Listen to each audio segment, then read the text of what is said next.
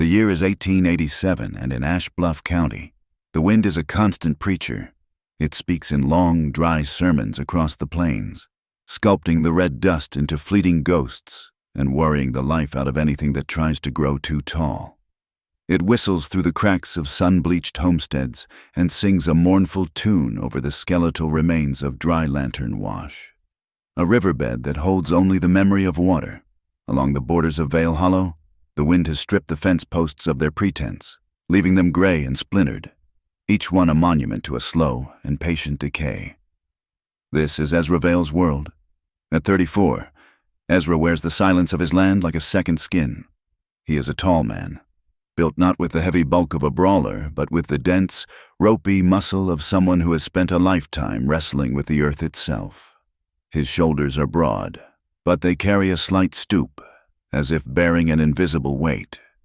His face, weathered by sun and worry, is a map of a territory few have ever tried to explore.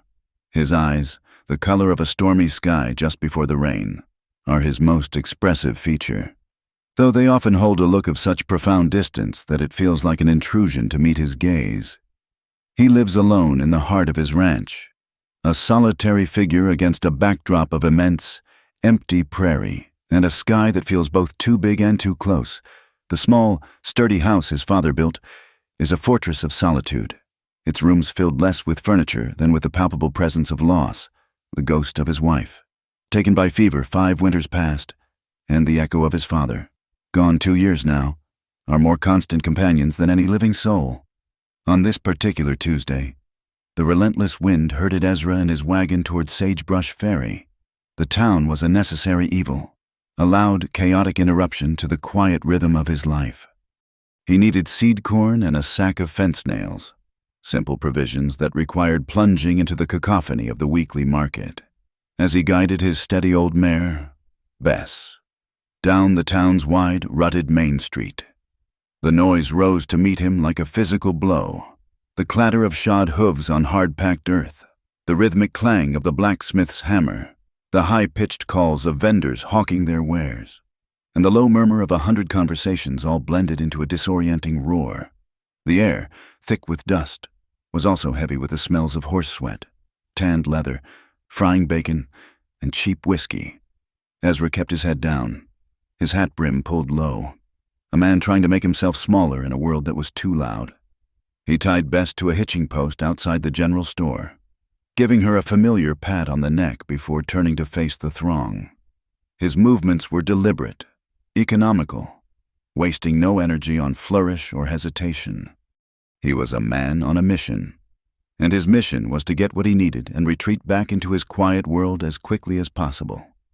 Maris Quinn had arrived in Sagebrush Ferry 3 days earlier on the afternoon stage, a solitary woman with a single trunk and a gaze that seemed to miss nothing.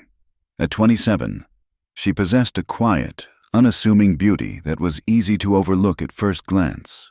Her hair, the color of dark honey, was pinned in a practical bun at the nape of her neck, though rebellious strands constantly escaped to frame a face that was more interesting than classically pretty. Her eyes, a clear, intelligent gray, were her most defining feature. They were the eyes of an observer, constantly scanning, assessing, and recording.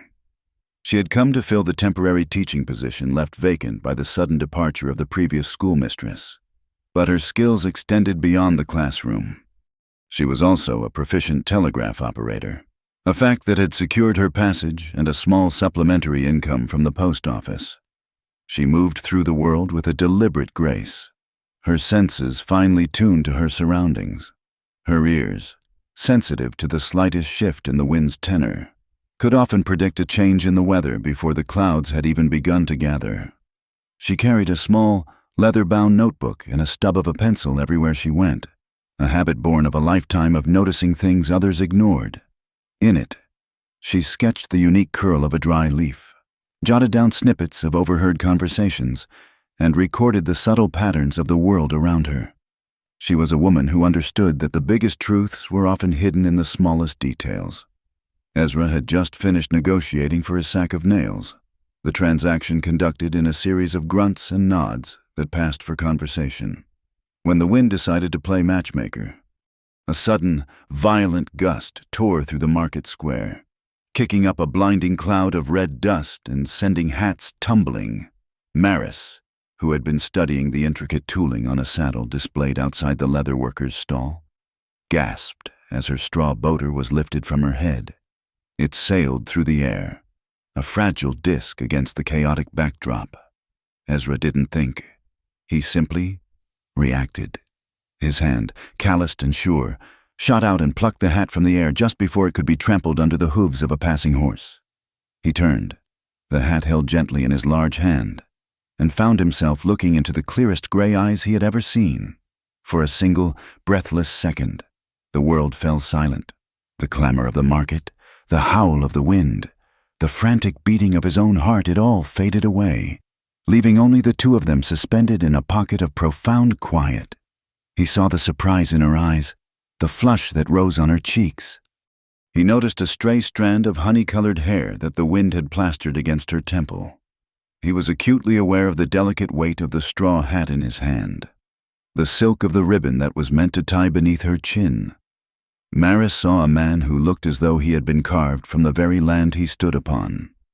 She saw the exhaustion etched in the lines around his eyes, but she also saw a deep, unwavering strength in the set of his jaw. His hands, though rough and scarred, held her hat with a surprising gentleness. In the space of that one silent second, she felt an inexplicable pull, a sense of recognition for a man she had never met. The noise of the world rushed back in as quickly as it had vanished. Ezra blinked, the spell broken, and a familiar awkwardness settled over him. He felt like a clumsy giant, out of place and exposed. He thrust the hat toward her, his gesture abrupt. "Ma'am," he mumbled, the word rusty in his throat. His voice was a low, gravelly thing, hoarse from disuse. It was the voice of a man who spent more time talking to his livestock than to his own kind. Maris took the hat, her fingers brushing against his. The brief contact sent a jolt, warm and unexpected, through her. "Thank you," she said, her own voice steadier than she felt. She secured the hat on her head, her hands trembling slightly. To fill the charged silence that followed, she latched onto the first practical thought that entered her mind. Could you tell me where the post office is? I'm still finding my way around." Ezra's first instinct was to flee. Conversation was a foreign language he had long since forgotten how to speak. Instead of words, he raised his arm and pointed a single, definitive finger down the street toward a squat building with a faded sign. He gave a short, sharp nod. His lips pressed into a firm line. The message was clear there. Maris understood. She saw the panic that flickered in the depths of his storm-blue eyes, the tension in his shoulders. He was like a wild creature, startled and ready to bolt. She offered a small, understanding smile. "Thank you again," she said softly, before turning and walking in the direction he had indicated, leaving him standing alone in the crowd. As she walked away, the ambient noise of the market resolved itself into distinct threads of conversation. The main topic, it seemed, was the railroad. A man named Horace Pike, a name spoken with a mixture of awe and resentment, was pushing a line through Ash Bluff County. The promise of prosperity hung in the air, a tantalizing lure for the struggling townsfolk. But beneath the talk of jobs and progress, a darker current ran. The railroad needed water, vast quantities of it, for its steam engines, and in a land where water was more precious than gold, that meant trouble. Maris paused near a group of old-timers hunkered in the shade of an awning, their voices a low, conspiratorial buzz.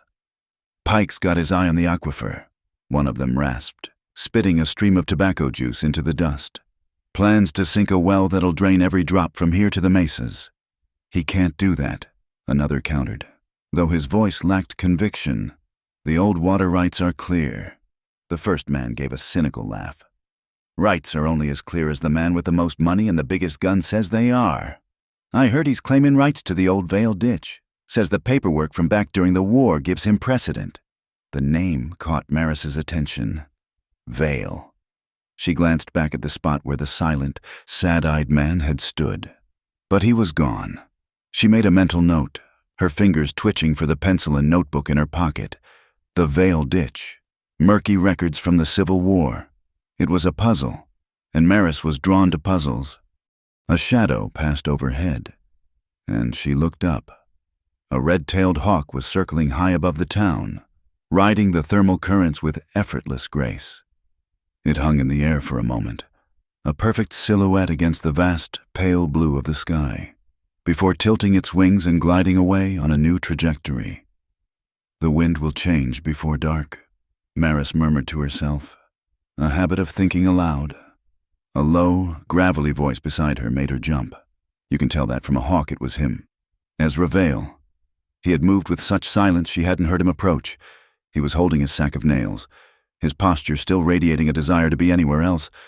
Maris felt her cheeks flush again. Sometimes, she admitted, her gaze returning to the sky, but mostly from the smell. It's ozone, the scent of rain on a dry wind. Ezra's expression shifted. The guarded look in his eyes was replaced by a flicker of genuine surprise. He had smelled it too, that sharp, clean scent that always preceded a storm, but he had assumed he was the only one who noticed such things. For a man who lived by the subtle language of the land, it was startling to find someone else who seemed to understand its grammar. Before either of them could say another word, a commotion near the sheriff's office drew their attention. A portly, well-dressed man with a florid face and an air of immense self-importance was shaking hands with Sheriff Len Dugan. The man was Horace Pike. He laughed, a booming sound that carried across the square, but his eyes were small and hard, like chips of obsidian. Sheriff Dugan, a thin, weary-looking man with a drooping mustache, smiled back, but the smile didn't reach his eyes. It was the practiced, empty smile of a man who knew which side his bread was buttered on. Standing a few feet behind Pike were two of his men. They were hard cases, cattlemen by the look of their gear, but their faces had the predatory stillness of wolves. They weren't looking at their boss or the sheriff. Their cold, dismissive eyes were fixed on Ezra. It was a look that held a wealth of unspoken history and future threat. Ezra met their gaze without flinching, his own expression unreadable, before he deliberately turned his back on them. The moment had passed. The fragile connection that had sparked between him and the new schoolteacher was severed by the intrusion of old enmities. Without another word or a backward glance, Ezra walked toward his wagon, his long strides eating up the ground. The sack of nails on his shoulder seemed to weigh nothing at all compared to the burden he always carried. Maris stood and watched him go. She watched as he untied his mare, as he loaded his supplies into the back of the wagon, as he climbed onto the seat and took up the reins. She watched until the wagon was just a small, lonely shape receding into the vast, sun-drenched emptiness of the prairie. The wind picked up again, whipping her skirt around her ankles and whispering in her ears. But this time, it felt different. It no longer sounded like a sermon of desolation. Instead, it sounded like a question. Her hand went to the small notebook in her pocket, her fingers tracing its familiar outline. As she watched the dust settle in the spot where Ezra Vale had stood, she felt it a profound and aching emptiness, not in the landscape, but in the sound of the wind itself, as if it had just called out a name and was waiting, in vain, for an answer. Vale Hollow was a testament to the fact that land does not forget. The ranch was less a place of dwelling and more a collection of scars and memories given physical form. The homestead itself, a simple, sturdy structure of gray, weathered timber, stood against the vast open sky like a stubborn old man refusing to bow. Its bones were good, laid down by Ezra's father with an eye for permanence. But the flesh was weary. The sun had baked the wood to the color of old bone, and the wind had scoured it clean of any youthful pretense. Inside, the rooms were sparse, stripped down to the bare necessities of a solitary life. A cast-iron stove, a solid plank table with 2 chairs, one of which was never used, and a narrow bed in the corner. The only decoration, the only concession to a past that was not purely functional, was a heavy wool greatcoat hanging from a peg by the door. It had been his father's. Ezra never wore it, but he could not bring himself to put it away. It hung there like a silent sentinel. smelling faintly of old wood smoke and a life that was now just a story. Outside, the ranch's two other inhabitants kept up a constant, melancholy conversation. The old well, its stone lip worn smooth by 100 years of rope, offered up its water grudgingly. Beside it, the windmill stood tall, its metal blades catching the ceaseless wind with a rhythmic, complaining creak that had become the soundtrack to Ezra's life. Creak, groan, creak, groan. It was the sound of persistence, the sound of a slow and steady fight against a thirsty earth. The heart of Ezra's worry, however, lay a quarter-mile to the east. The Vale ditch, dug by his father's own hands 2 decades ago, was the lifeblood of the hollow. It was a simple irrigation channel, a scar of purpose carved into the land, meant to divert a small, reliable portion of the aquifer's generosity to his pastures.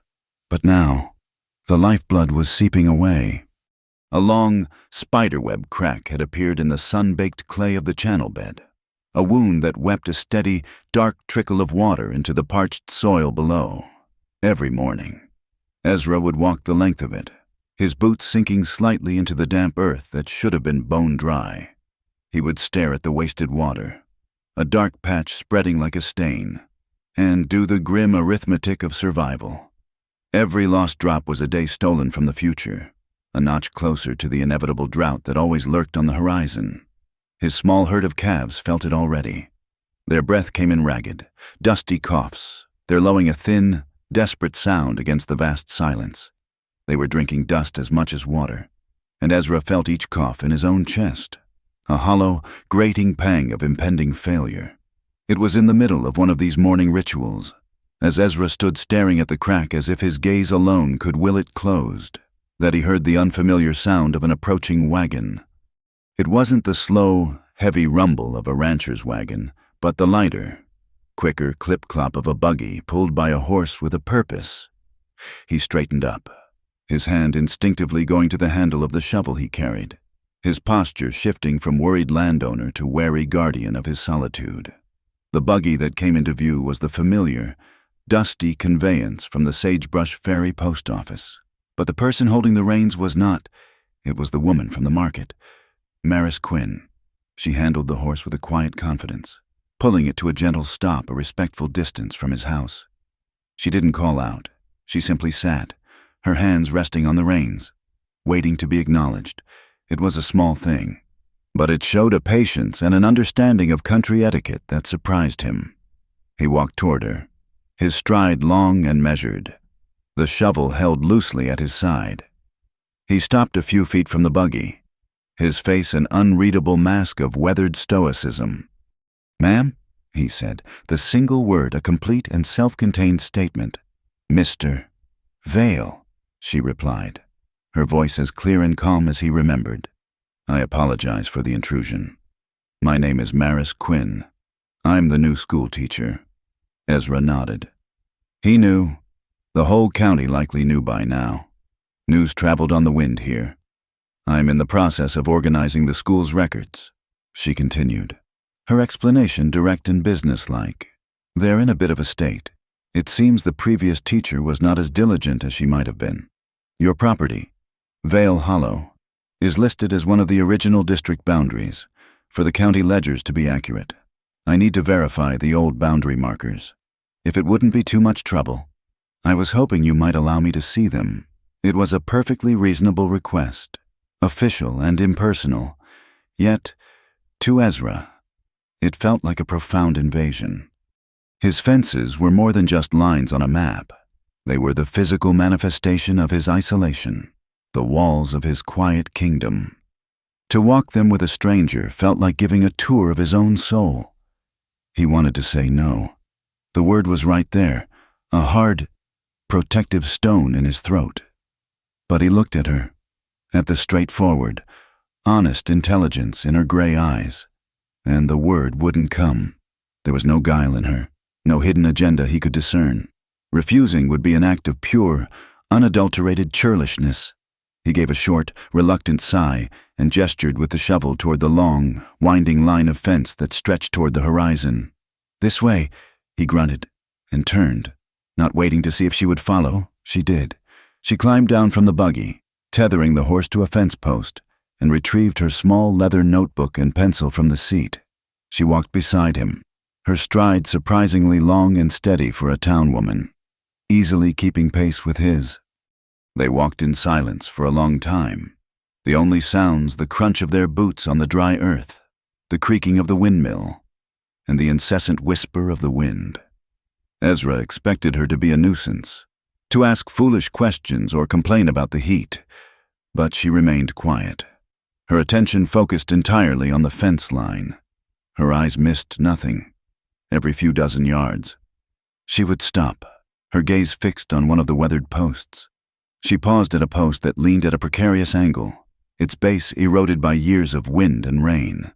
17th post from the northwest corner, she said, more to herself than to him, as she scribbled in her notebook. Leans east. The silt on this side is a darker red, a sign of a different water table. Perhaps. Ezra stopped and looked. He had passed this post 1,000 times and had only ever seen it as a chore that needed doing, a post that needed replacing. He had never once considered the color of the dirt at its base. A flicker of something respect, perhaps, or maybe just surprise stirred in him. They continued on, a slow, methodical procession along the edge of his world. She was reading his land like a book, and he found himself watching her, intrigued in spite of himself. He watched the way her brow furrowed in concentration, the way she would bite her lower lip as she wrote, the focused, unhurried grace of her movements. Suddenly, a low, resonant boom echoed across the plains, a deep, guttural sound that vibrated through the soles of their boots. It was distant, but powerful. Ezra's head snapped up, his eyes immediately scanning the horizon in the direction of the sound. He knew that sound. It was the sound of dynamite. Pike, he said, the name a curse on his lips. His hands tightened on the handle of his shovel. His men, blasting to find the aquifer. Maris didn't flinch. She simply looked in the direction of the sound, her expression thoughtful. They seem very determined to find water that isn't theirs. The casual way she said it, the assumption of his ownership, caught him off guard. He looked at her sharply, a warning hardening his voice. This has nothing to do with you, ma'am. My advice is to stay as far away from Horace Pike and his business as you can. It's not a healthy subject. Maris turned to face him, her gray eyes clear and direct. There was no fear in them, only a calm resolve that was more formidable than any bravado. Mr. Vale, she said, her tone even. My primary responsibility is to teach children their letters and sums, but in my spare time, I have made it a point to read. I've read novels and poetry and the territorial statutes, including the sections on water law. It's a fascinating subject. Ezra was rendered speechless. He had expected her to be cowed, to retreat into the delicate sensibilities of a schoolteacher. Instead, she had met his warning with a quiet declaration of her own competence. He didn't know what to make of her. As if on cue, the wind shifted. It came from the north now, carrying a different scent, a different feeling. The dry, dusty heat was replaced by a sudden, sharp chill. The air grew heavy, pregnant with the smell of distant rain. But it was a cold rain, laced with the clean, metallic tang of high country snow. The sky, which had been a uniform pale blue, was now streaked with bruised-looking clouds gathering on the northern horizon. Maris stopped walking and reached down, her slender fingers brushing against the tops of the tall, dry buffalo grass that grew along the fence line. The blades were bowing, all leaning in the same direction, away from the coming storm. You shouldn't leave your horses in the open pasture tonight, she said softly, her eyes on the horizon, a ghost of a smile, the first in a very long time, touched the corner of Ezra's mouth. It felt like a foreign expression on his face. And what do you hear in the grass that tells you that? Miss Quinn. The question was laced with a gentle skepticism, a challenge to her strange, uncanny perception. She looked up at him, her expression serious. When the grass bows, she said, her voice barely a whisper above the rising wind. The sky is about to speak. He stared at her, the smile fading from his lips. It was a beautiful, simple truth, a piece of poetry and practical wisdom all rolled into one. It was the kind of thing his father might have said. It was the language he understood, the language of the land, and she spoke it fluently. In that moment, he felt a connection to this woman that was as undeniable and as elemental as the coming storm. The wind gusted again, stronger this time, whipping a swirl of red dust into the air. It clung to his clothes, to his face. Without thinking, Maris stepped closer and raised her hand to brush the dust from the shoulder of his worn denim shirt. It was a simple, instinctive gesture of tidiness, of care. But the moment her fingers made contact with the coarse fabric, the air between them crackled with a sudden, intense energy. Her hand stilled. She hadn't intended to pause, but her fingers seemed to have a will of their own. She could feel the solid warmth of his shoulder through the cloth, the unyielding strength of the man beneath. Her breath caught in her throat. For Ezra, the light touch was like a brand. It had been years since a woman had touched him with such casual, unassuming gentleness. He could feel the warmth of her hand seeping through his shirt, a small, localized point of heat that seemed to spread through his entire body. He could smell the faint, clean scent of soap and starch that clung to her. He didn't move. He didn't breathe. He was caught in the gravity of that small, simple touch, a moment that stretched and became something far more significant than it had any right to be. Her hand rested on his shoulder for a beat longer than a single breath, a silent acknowledgement of the unspoken current that flowed between them.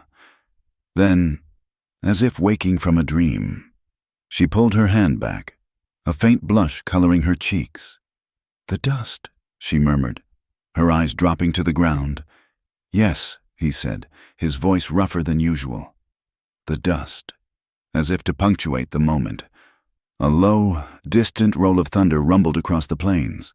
It was not the jarring man-made boom from before, but the deep, organic voice of the sky, almost as one. They lifted their heads and looked north, to the same dark, roiling mass of clouds that was advancing toward them. They stood there, side by side, watching the approaching storm. Two solitary figures listening to the same language, a language of wind and water, of earth and sky, a language that spoke of secrets buried just beneath the surface, waiting for the rain to wash them clean. The sky did not just speak, it screamed. By nightfall, the wind that had been a mere promise of a storm had become a raging, bodiless entity, throwing itself against the small, defiant structures of Vale Hollow with a maniacal fury. The house groaned, its old timbers complaining under the assault, and the windows rattled in their frames as if begging for release. Ezra sat at his table, a cup of cold coffee untouched before him, listening. He was not a man given to flights of fancy, but even he could hear a voice in the gale, a voice of pure, destructive power. Maris, stranded by the suddenness of the storm, sat across from him, her hands wrapped around her own cup for warmth. She had refused his offer to risk the ride back to town, a decision that now seemed less like a choice and more like a dictate from the heavens. She watched him, his face illuminated in the flickering lamplight, his body preternaturally still, but his eyes were alive, tracking the sounds of the storm, assessing its strength, anticipating its next move. He was like a captain on the deck of a ship, feeling the pitch and yaw of his vessel, intimately connected to the chaos outside. Then came the sound that broke his stillness. It was not the howl of the wind or the percussive lash of the rain, but a high, splintering shriek from the direction of the barn, the sound of wood being tortured past its breaking point. Ezra was on his feet in an instant, his chair scraping violently against the floor. There was no hesitation, no moment of decision. The sound was a summons, and he answered it. He grabbed a heavy slicker from a peg by the door and was gone, plunging into the roaring darkness without a word. For a moment, Maris sat frozen, the warmth of the small kitchen suddenly feeling fragile and inadequate. Fear, cold and sharp, pricked at her. But it was quickly followed by something else, something stronger, an instinct not to be left behind, not to be a passive witness. She saw the storm lantern sitting on the hearth, its wick trimmed and its reservoir full. It was an object of preparedness, a tool for a crisis. Without a second thought, she lit it. The small, steady flame, a defiant pinprick against the overwhelming dark, shielding it with her body. She pulled her shawl tight and followed him into the maelstrom. The wind hit her like a solid wall, stealing her breath and trying to tear the lantern from her grasp. The rain was not falling. It was being driven, a horizontal barrage of icy needles that stung her face. Through the tumultuous dark, she could see the lantern in Ezra's hand, a frantic, bouncing light moving swiftly toward the barn. She lowered her head and pushed forward, her feet sinking into the mud, each step a battle against the storm's relentless push.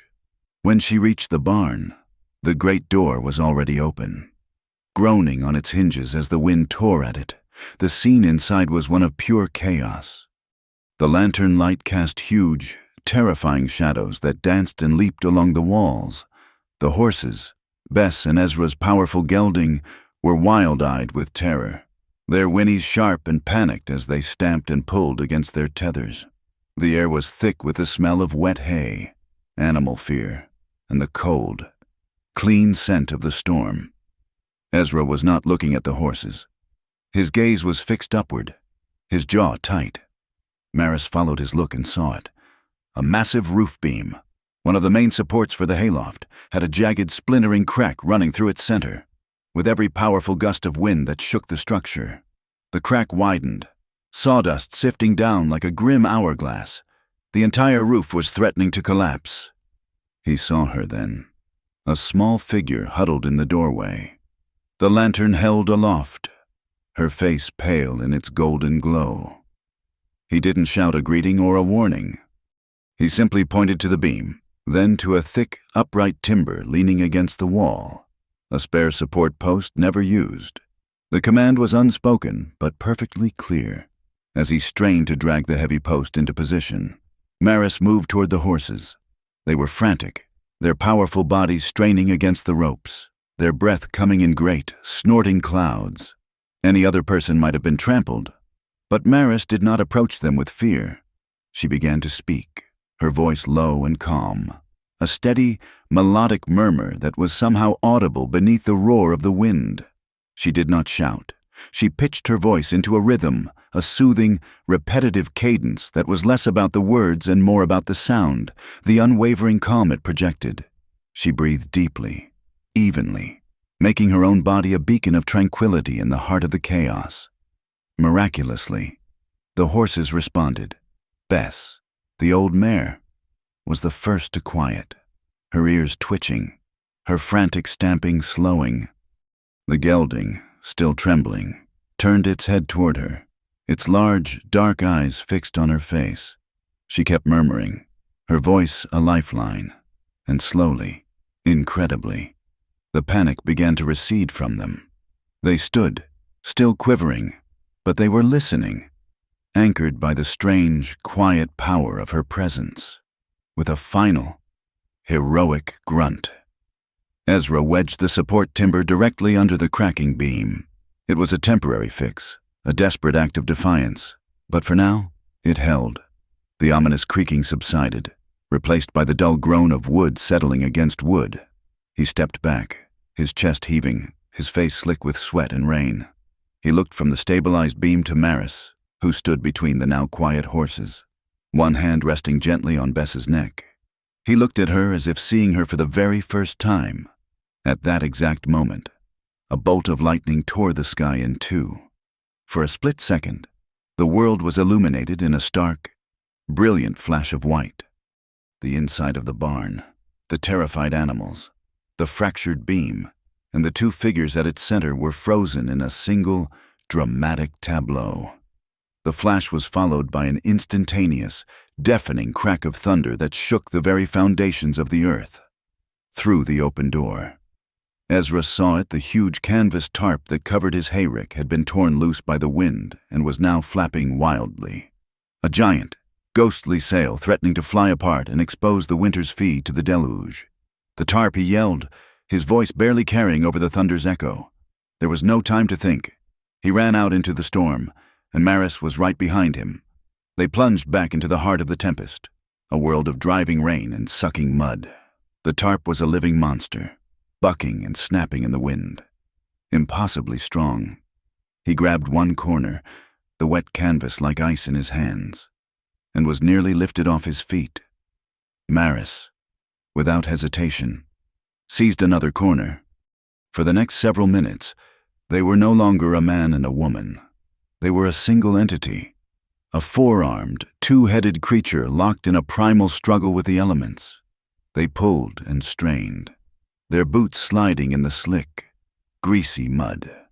They were blinded by the rain, deafened by the wind. Sweat mingled with the icy water on their faces, and the rich, dark mud of Vale Hollow caked their clothes and skin.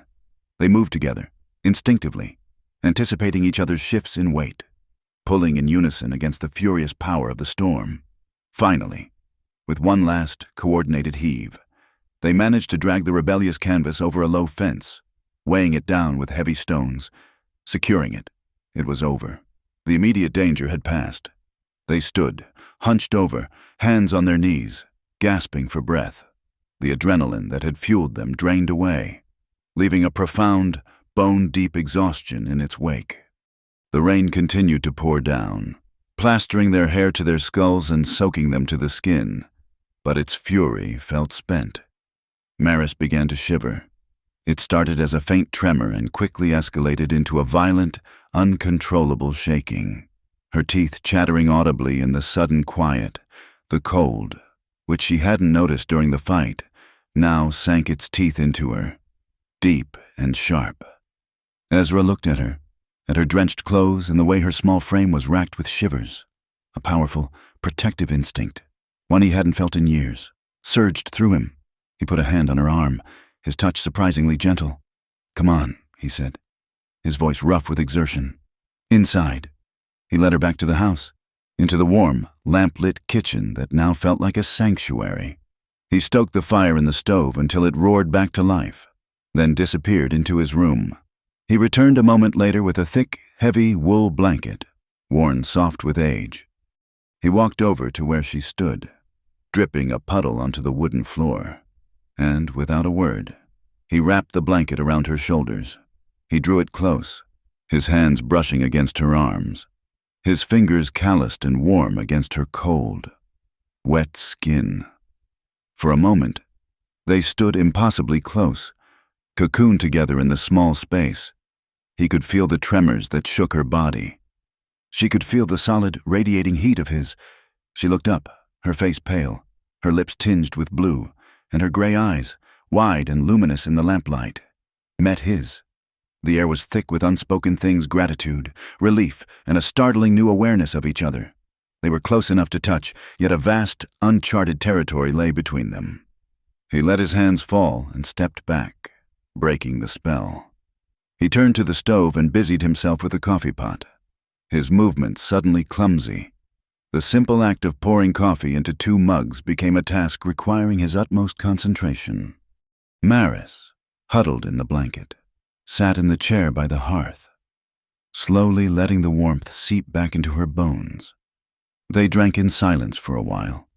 The only sounds, the crackle of the fire and the drumming of the rain on the tin roof. The storm had settled into a steady, rhythmic downpour. Maris tilted her head, listening. The sound was a steady, percussive beat, 1, 2, 3, 1, 2, 3. A small, tired smile touched her lips.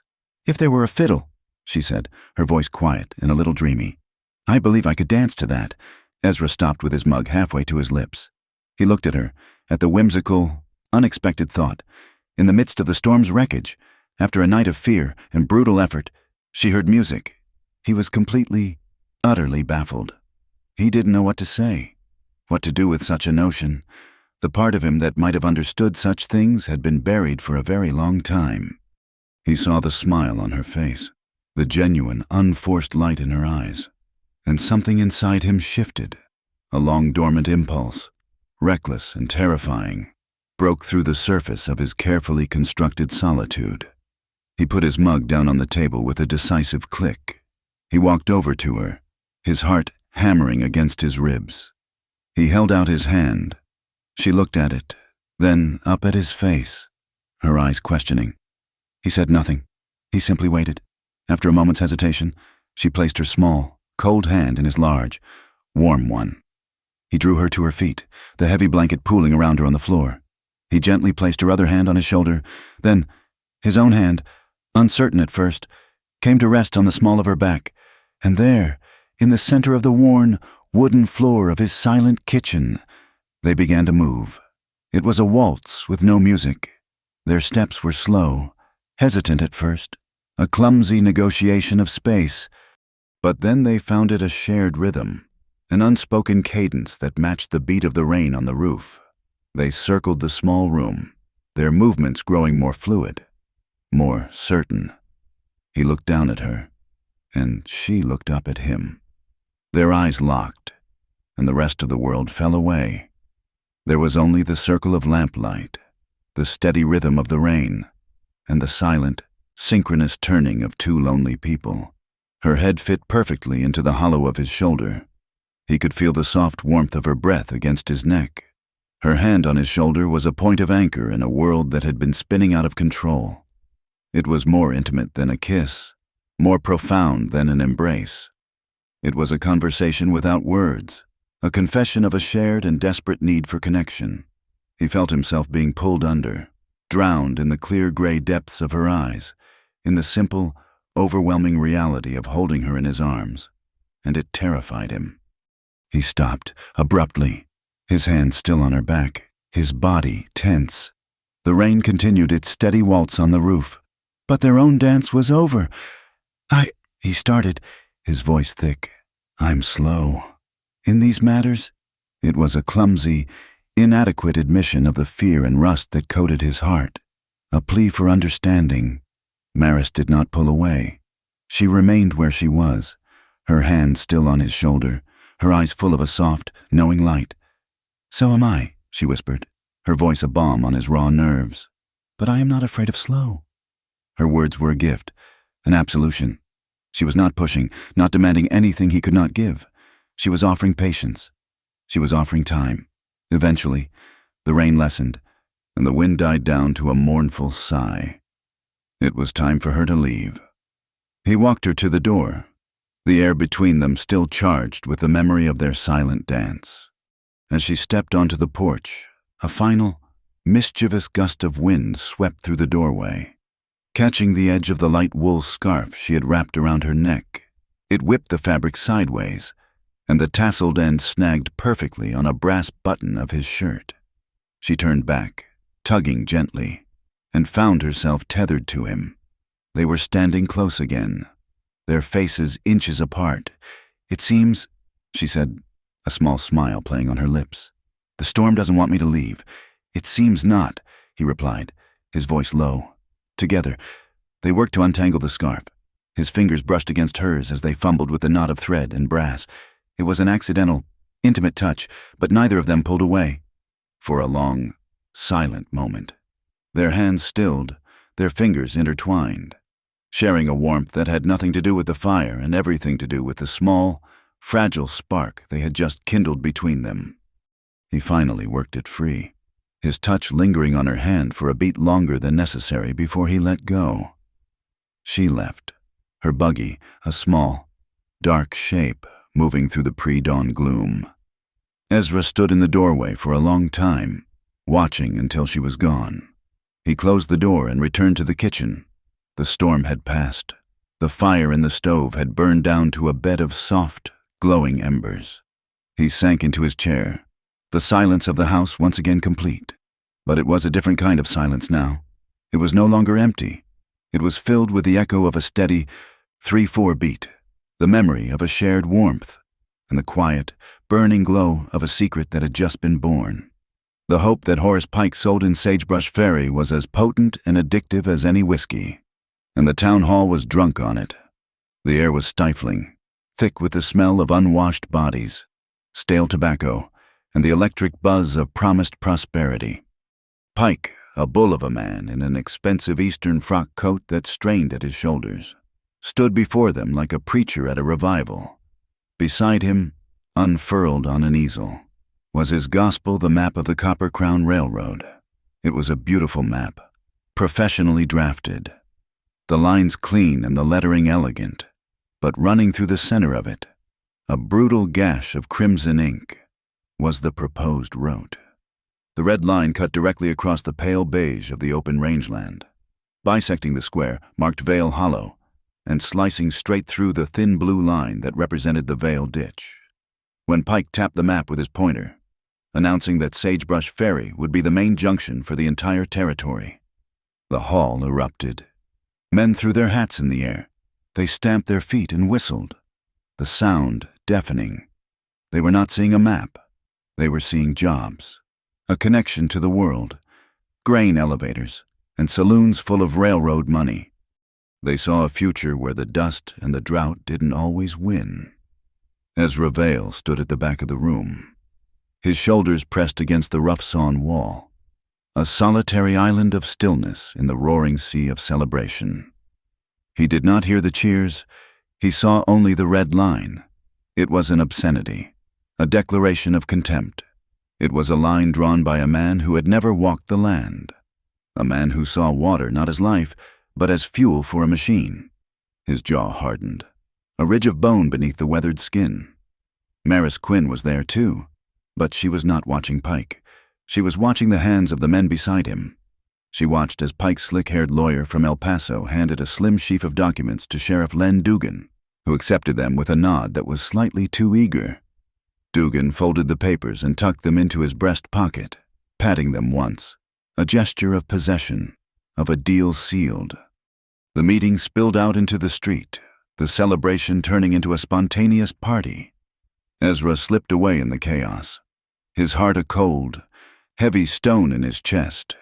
He felt the eyes of the town on his back, no longer the gaze of neutral neighbors, but the appraising, slightly pitying look reserved for an obstacle. Maris, however, felt a different kind of pull. The way Dugan had handled those papers, the way Pike had smiled. It was the smooth, practiced motion of a trick passing beneath the table. Her work at the post office gave her a legitimate, daily reason to be in the courthouse, where the telegraph key and the sheriff's office shared a thin wall. The next morning, citing a need to update the school district's property tax ledgers, she asked the county clerk, a harried man named Thompson, for access to the plat maps. While he searched for the heavy ledger, her eyes scanned the messy desk in the adjoining office. There, weighted down by a glass inkwell, was the document she had seen, Deed of Water Transfer. She felt a cold prickle at the back of her neck. When Thompson turned his back to wrestle a book from a high shelf, she moved with a speed that belied her calm exterior. She did not touch the document. She only read, it was dated 3 weeks prior. It claimed to transfer all riparian rights associated with the Vale Ditch from a defunct mining claim to the Copper Crown Railroad. And it bore a signature, a shaky, unfamiliar signature, supposedly from the county registrar back in '68. But it was the date that held her. 3 weeks ago. She knew, from the telegraph logs she managed, that Horace Pike had not even been in Ash Bluff County 3 weeks ago. He had arrived on the stage after that, and something else was wrong. The date itself, October 14th, 1887, was written in an ink that was subtly, almost imperceptibly darker than the rest of the text, as if it had been blotted and rewritten. The county seal, a purple embossment, was stamped over the edge of the date, but it was crooked, pressed too hard on one side, a mark of haste, not of official procedure. It was a forgery, a clumsy one, but one that was now locked in the sheriff's office. That evening, Ezra was cleaning his tack in the barn, the rhythmic motion of rubbing saddle soap into leather a small comfort. When a deputy arrived, he handed Ezra a folded piece of paper. A summons. Sheriff wants a word. Official. Ezra looked from the paper to the deputy's impassive face. About water. Mr. Vale. That's all I know. The sheriff's office was small and smelled of stale cigar smoke and old metal. Len Dugan was behind his desk, studying his fingernails as if they held the secrets of the law. He did not look up when Ezra entered. Ezra, Dugan began, his voice flat. Got a formal complaint here. From Mr. Pike and the Copper Crown. Says you're diverting water that ain't yours. Says you're stealing. That water runs through my land. My father dug that ditch. Maybe so. But Mr. Pike has a deed. Dugan tapped the papers on his desk. The ones Maris had seen. Says the rights to that water belong to an old mining claim, and he bought that claim, lock, stock, and barrel. Ezra felt a surge of cold rage. A mining claim? That claim went bust 30 years ago. It never had rights to that water. It was dust. Dugan finally looked up, his eyes weary and resigned. The paper says it did. Ezra, and the law runs on paper. Now, I'm giving you a friendly warning. On account of your father, shut off the ditch. Let the water run past. If I get another complaint, he let the threat hang in the air, heavy and suffocating. It was a trap. Ezra saw it clearly. They were trying to provoke him, to make him fight. If he laid a hand on Dugan or on Pike's men, he would be arrested. And a man in a cell cannot protect his land. I hear you. Len, Ezra said, his voice dangerously quiet. He turned and walked out, the sheriff's gaze burning a hole in his back. He rode home slowly, the setting sun casting long, accusatory shadows. As he passed the dry bed of the ditch, a memory surfaced, sharp and clear. His father, Elias Vale, sitting on this very spot, sharing tobacco with 3 men from the Coyote Mesa. They were elders, their faces like maps of the land itself. There had been no paper, no lawyers. There had been a handshake. Elias had promised to be a steward of the water, to use only what the cattle needed, ensuring the rest flowed down to their sacred springs in the canyon. As long as the high peaks have snow, the lead elder had said, his voice like rocks grinding together. The lower valley shares the melt. It was a promise of honor, a sacred trust, and Horace Pike was about to wipe it out with a forged piece of paper and a lie. Maris, meanwhile, was conducting a war of her own, a war of ink and ledgers. That night, she took her supper at the post office, claiming she needed to catch up on paperwork. The station was quiet, the telegraph key silent. She unlocked the telegraph archive, a tall cabinet filled with bound logbooks. She pulled the volume for the previous month. Her fingers ran down the columns. October 14th. Her heart began to beat a steady drum against her ribs. She cross-referenced the sender and receiver codes. And there it was. At 10:30 a.m. on October 14th, the Copper Crown office in El Paso had sent a message to H. Pike, care of the Brown Palace Hotel, Denver, Colorado. At 1:15 p.m., a reply had been routed from Denver, signed by Pike, confirming his travel plans. He had been hundreds of miles away, yet his deed claimed he was in Sagebrush Ferry, signing a transfer. This was the first nail. Now she needed to hammer it. The deed had one other signature, a witness. A local man named Silas Croft, a man known to have a deep affection for the bottle and a shallow pool of convictions. She needed to break his testimony before it was ever given. The next day, she visited Reverend Gideon, the town's elderly and somewhat frail minister. She found him tending his small, dusty rose garden. "Reverend," she said, her voice full of polite deference, "I was hoping you might help me with a small project for the school.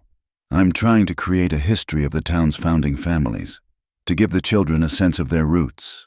I'm focusing on the week of October 14th, just 3 weeks ago. I was told it was a very significant week for the Croft family." The Reverend's face brightened. His parish records were his pride.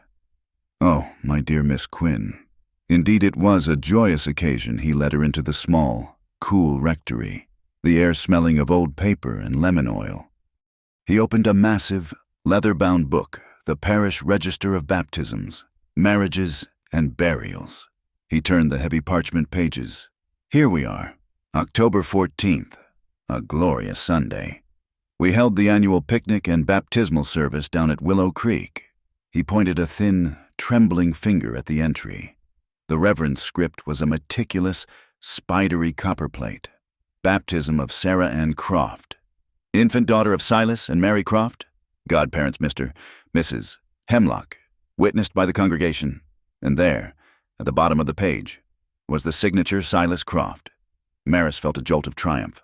Cold and clean. The baptismal service, the Reverend had noted, ran from 11 in the morning until well after 2 in the afternoon. Silas Croft, at the very hour he was supposedly witnessing a deed for Horace Pike in the courthouse, was 5 miles away at Willow Creek, watching his daughter's head be touched with holy water. It was an inverse alibi. The signature on the deed was a forgery, and Silas had been paid for his name, not his presence. That night, Ezra was woken from a fitful sleep by a sound that was wrong. It was not a noise, but the absence of one. The steady, rhythmic creak groan of the windmill, the heartbeat of his ranch, had fallen silent. A cold dread, sharper than the midnight air, seized him. That windmill didn't just pump drinking water, it ran the line that kept his main reservoir, an earthen cistern high on the hill, from overflowing and collapsing its walls. Without the pump's steady pull, the pressure would build. He was out of bed and into his boots in seconds. Grabbing his rifle and a lantern, he burst out of the house. The air was dead still. He ran to the windmill, its great blade stark and motionless against the stars. He shone the lantern on the mechanism. The main drive cable, a thick rope of braided steel wire, had been cut, sliced clean through with heavy-duty nippers. A single, muffled sound echoed from the ridge above the hollow, the metallic click of a horseshoe on stone. Someone was watching. He bolted for the barn, his rage a white-hot fire. He didn't bother with a saddle. He threw a bridle on his gelding, leaped onto its bare back, and kicked it into a hard gallop, the rifle heavy in his hand. He raced up the dry wash toward the ridge, the horse's hooves thundering in the dark. He was reckless, driven by a pure, primal need to catch the man who had done this. He reached the crest of the ridge just in time. A single rider, silhouetted against the pale, moonlit horizon, was disappearing over the far side. The man was a dark shape, but Ezra could make out one detail with perfect, damning clarity. He was wearing a long, sweeping duster, the same kind of brown duster he had seen on Pike's man in town. Ezra pulled his horse to a sliding stop. He could chase him. He could run him down. The urge to hunt, to bring this to an end with the cold logic of a bullet, was so strong it made his trigger finger ache. But as he listened, he heard another sound from below, a low, wet groan. The sound of saturated earth beginning to give way. The reservoir. He was being forced to choose revenge or survival. With a curse that tore out of his throat, he wrenched the gelding's head around and raced back down to the cistern. The man in the duster could wait. His water could not. He spent the rest of the night, and all of the next morning, in a frantic, losing battle, shoring up the weeping cistern wall with timbers, rocks, and sandbags, his body screaming with exhaustion, his hands raw and bleeding. Maris rode out late that afternoon, having heard a whispered rumor in the general store about trouble at the Vale place. She found him caked in mud, his face a mask of dried dirt and exhaustion, his eyes burning with a cold, controlled fire. She saw the severed cable.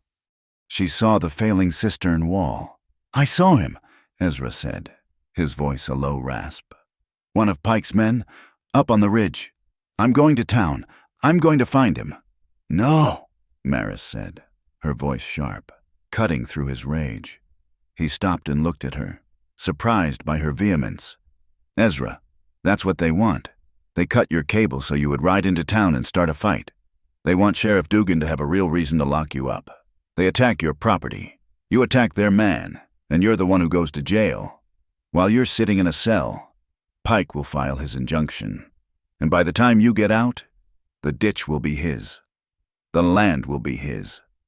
She stepped closer, forcing him to meet her gaze. "They started this with a piece of paper. You cannot win this with a gun. We have to fight them with paper first. Then, when the law is on our side, we can worry about the fences." He stared at her, the logic of her words penetrating the red fog of his anger. She was right. It was a cold, infuriating, and undeniable truth. The rage did not disappear, but it changed. It cooled, hardened, and sharpened into something far more dangerous resolve. He looked at his hands, bloody and caked with the mud he was trying to save. He thought of his father's honor, of the promise made to the men of the mesa. This was not a brawl. This was a debt. He nodded once, a short, sharp gesture of assent. He turned and walked past her, into his small workshop. Maris watched as he took a box of new, heavy-gauge fence nails from a shelf. He lit the forge and began to pump the bellows. Then, one by one, he took the nails and began to sharpen their points on the grinding wheel. The shower of sparks that flew from the stone was a bright, violent reflection of the cold, determined fire now burning in his eyes. That night, they sat at the kitchen table. The lamp cast a pool of warm light, a small fortress against the dark. Maris brought out her notes, the telegraph log entries, the copy she had made of the parish register, her analysis of the forged deed. "We will file an injunction with the territorial circuit judge," she said. "We will bypass Dugan. We will argue that the deed is a forgery, that Pike has no claim, and that he is deliberately destroying your property." She took a clean sheet of heavy bond paper and dipped her pen in the inkwell. She began to write, her script clear, elegant, and flowing. To the Honorable Judge Silas Blackwood of the Territorial Court, a petition for injunction. When she had laid out the legal framework, she pushed the paper toward him. "Now, you," she said, "your testimony. Tell him about your father. Tell him about the ditch."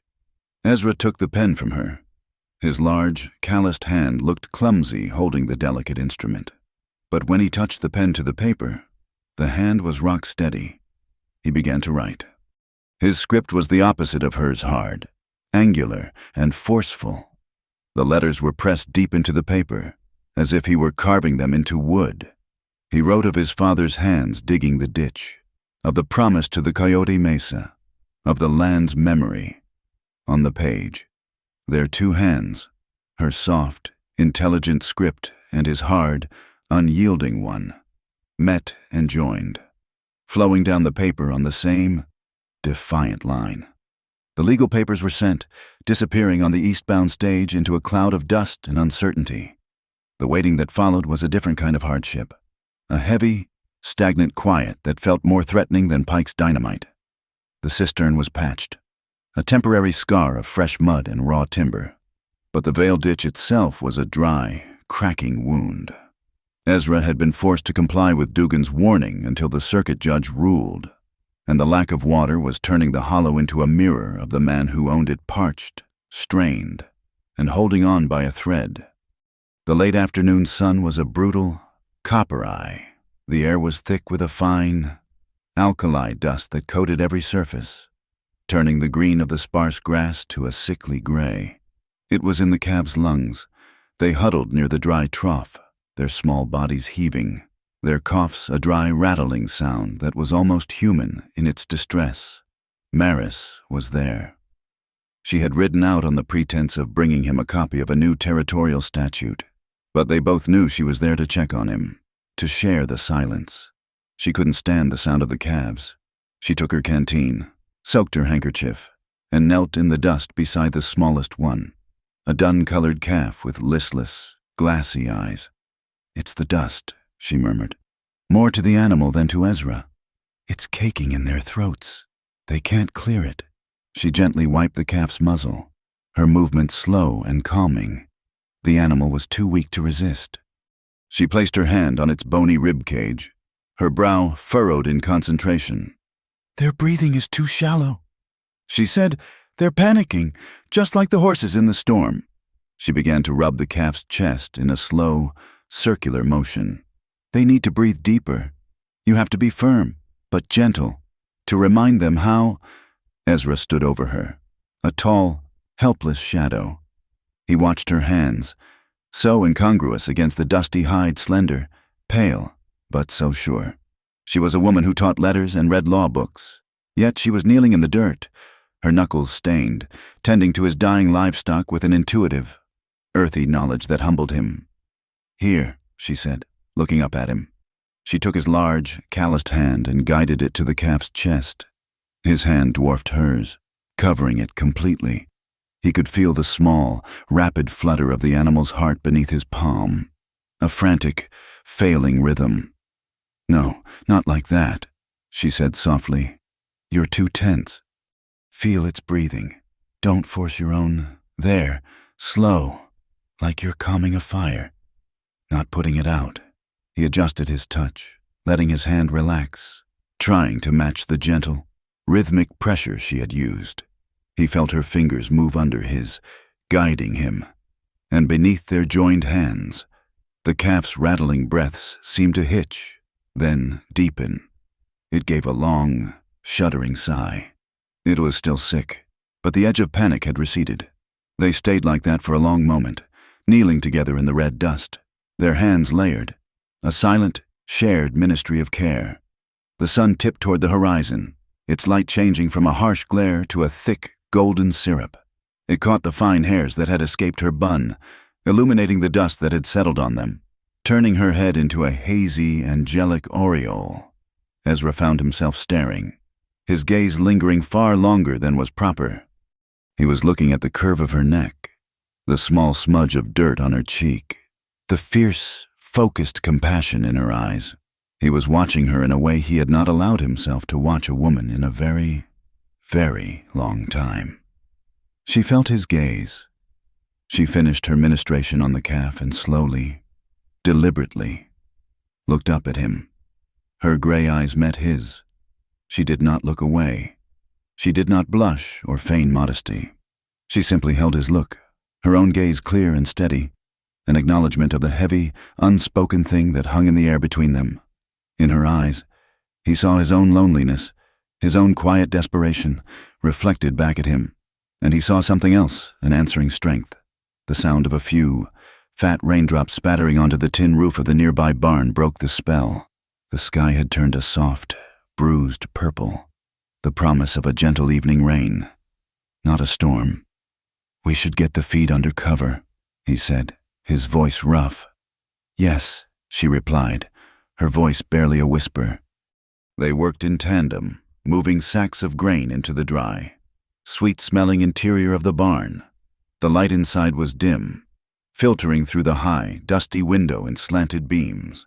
The rain began to fall in earnest, a soft, steady drumming on the roof that insulated them from the outside world. The barn became their sanctuary, filled with the scent of hay, old leather, and the clean, electric smell of the rain.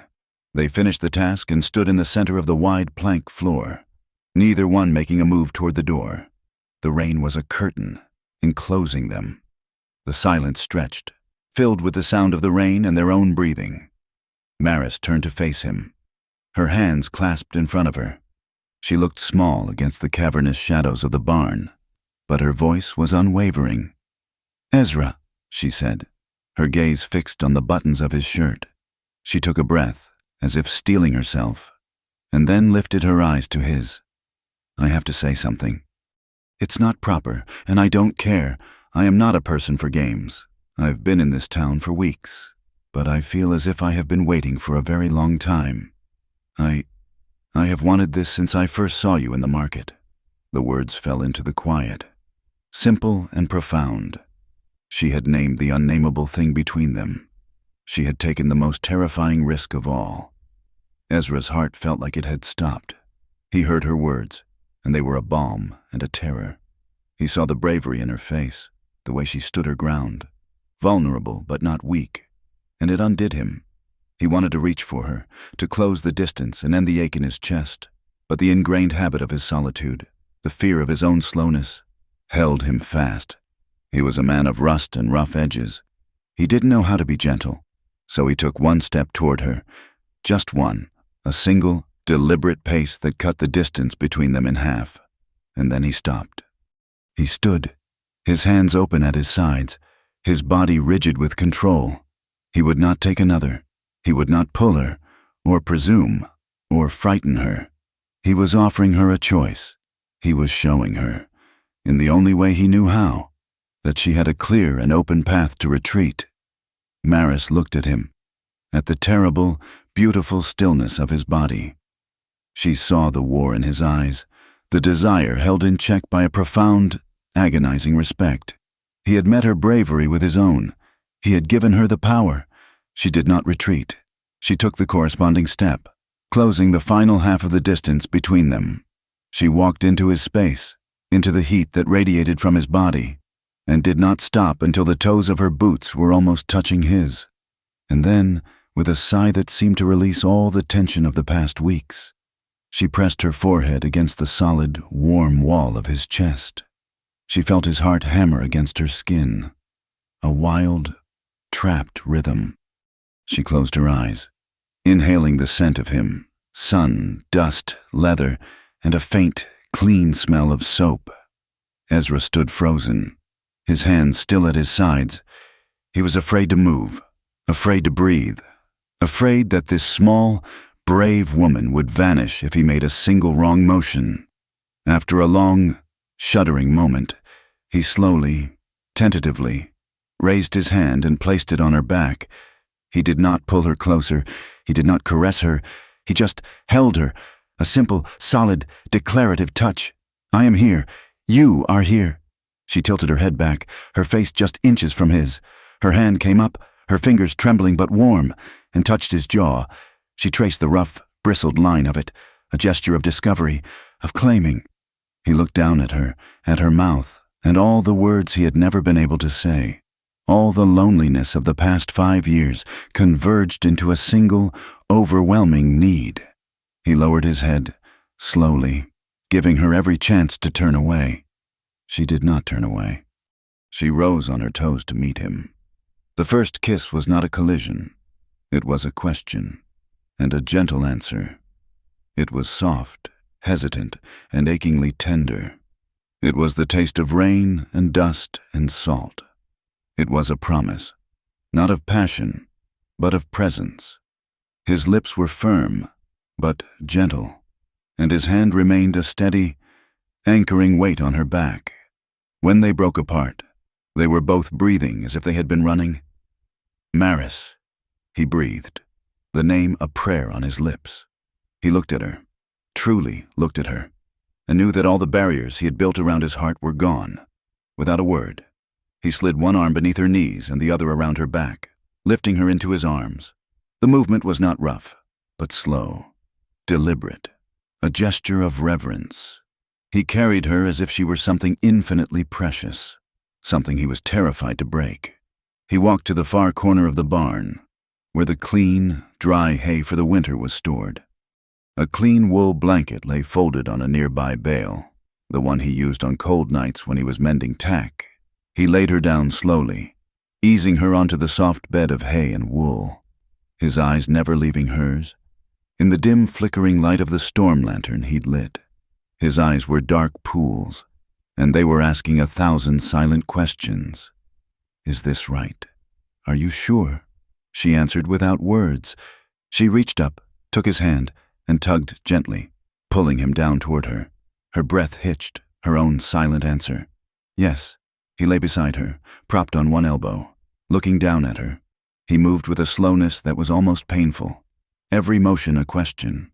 His hand came up to her throat, his thumb brushing the pulse that beat there, a wild, fast rhythm. She turned her head, kissing the heel of his hand. He traced the line of her collarbone, his fingers pausing at the first small, pearl button of her blouse. He looked at her, his eyes asking again. She smiled, a small, tremulous smile. It's all right, Ezra, she whispered. She covered his hand with her own, her fingers lacing with his, and pulled his hand down from the button to rest over her heart. I am not afraid. Not of this, not with you. They came together not in a rush, but in a slow, reverent unfolding. They moved like people who had been starved for warmth, for touch, for simple, human connection. It was like a prayer in the fading light. Every touch was an act of discovery, every sigh a confession. There were long, silent pauses where they simply looked, memorizing the planes of a face, the curve of a shoulder. His movements were careful, his body asking permission at every turn. Her responses were quiet, unfolding trust, her hands mapping the solid strength of his shoulders, her back arching to meet his touch. not in demand, but in a simple, profound receiving. In the flickering, unsteady light of the storm lantern, two lonely, broken people mended each other. It was not a fire, it was an ember, glowing steady and hot and true. It was the sound of shared breath in the quiet. It was the tight, desperate grip of his hand in hers. It was the feeling of, after a lifetime of being cold, finally being warm. Afterward, they lay tangled in the wool blanket, the straw a soft bed beneath them, listening to the rain's rhythm change on the roof. The air was cool now, but they were not. Ezra, his heart finally slowing to a steady, heavy beat, reached out and gently brushed a damp strand of honey-colored hair from her cheek. His calloused finger lingered, tracing the soft skin as if he couldn't believe she was real. Maris, her head resting in the hollow of his shoulder, her body spooned against his, idly traced a small, looping circle on his chest with her fingertip, over and over, in the same spot, as if she were writing her name on him, claiming this small piece of territory as her own. They lay in a long, comfortable silence, the kind that only comes after every secret has been told. Finally, she spoke, her voice a sleepy, contented murmur against his skin. Ezra, if the storm is still here tomorrow, if the judge says no, if Pike wins, I will still be here. He was silent for a moment, absorbing the weight of her promise. It was not a declaration of love. It was a statement of fact. It was a promise of ballast, of an anchor in the storm. He tightened his arm around her, pulling her impossibly closer. He pressed his lips to the top of her head. "Me too," he said, his voice thick. It was not a poem. It was an oath. It was a reply as solid and as permanent as a name carved into the heartwood of an ancient, unyielding tree. Pike's brand of warfare was not waged with armies, but with whispers, paper, and the occasional, well-placed spark. The man in the long brown duster was not a soldier, but a tool, and on this tinder dry evening, he was a very effective one. He moved along the southern fence line of Vale Hollow not like a man, but like a predator, his steps silent in the tall, rustling grass that was as dry as old bones. The wind was coming from the south, a steady, predictable breeze that carried the scent of dust and distant sage. It was a wind a man could count on. He knelt, his movements economical and devoid of any emotion. He struck a match, the small hiss and flare a profane act in the twilight. He held it to a clump of desiccated cheatgrass. For a moment, nothing happened. Then, a small, orange tongue licked out, tasted the air, and found it to its liking. The tongue became a mouth, the mouth a ravenous grin, and with a low, hungry whoosh, the fire was born. The man in the duster didn't stay to watch. He mounted his horse and melted back into the gathering dark, his work done. The fire, fed by the steady southern wind, began its march. It was an orderly thing at first, a neat, straight line of orange eating its way north, parallel to Ezra's fence. It was a fire of intimidation, designed to blacken his pasture, to choke his cattle with smoke, a message written in ash. Ezra and Maris were on the porch, sharing a rare moment of peace in the cool of the evening. When the smell reached them, it wasn't the familiar scent of wood smoke from a hearth. It was the acrid, panicked smell of a world on fire. Ezra was on his feet instantly, his eyes scanning the horizon. He saw it then, a low, angry orange glow to the south, a venomous sunset where no sun should be. "Pike," he said, the name a piece of gravel in his throat. But as he spoke, something else happened, something no man could have predicted. The wind, that steady, reliable southern breeze, faltered. It held its breath for a long, silent moment, and then, with a fickle, contrary sigh, it shifted. It came now from the west, a hard, driving crosswind that caught the flank of the fire and turned it from an orderly line into a monstrous, galloping beast. The flames, now fanned into a frenzy, leaped sideways. They hit the dry cedar posts of the fence line, and the wood, seasoned by decades of sun and drought, exploded into torches. The fire was no longer a threat. It was an invasion. It poured through the breach in the fence, a roaring, incandescent wave, and began to devour the hollow. The first to know were the cattle. Their lowing changed from a placid murmur to a series of high, panicked bellows. The smell of smoke and the terrifying, unnatural light sent a wave of pure, primal fear through the herd.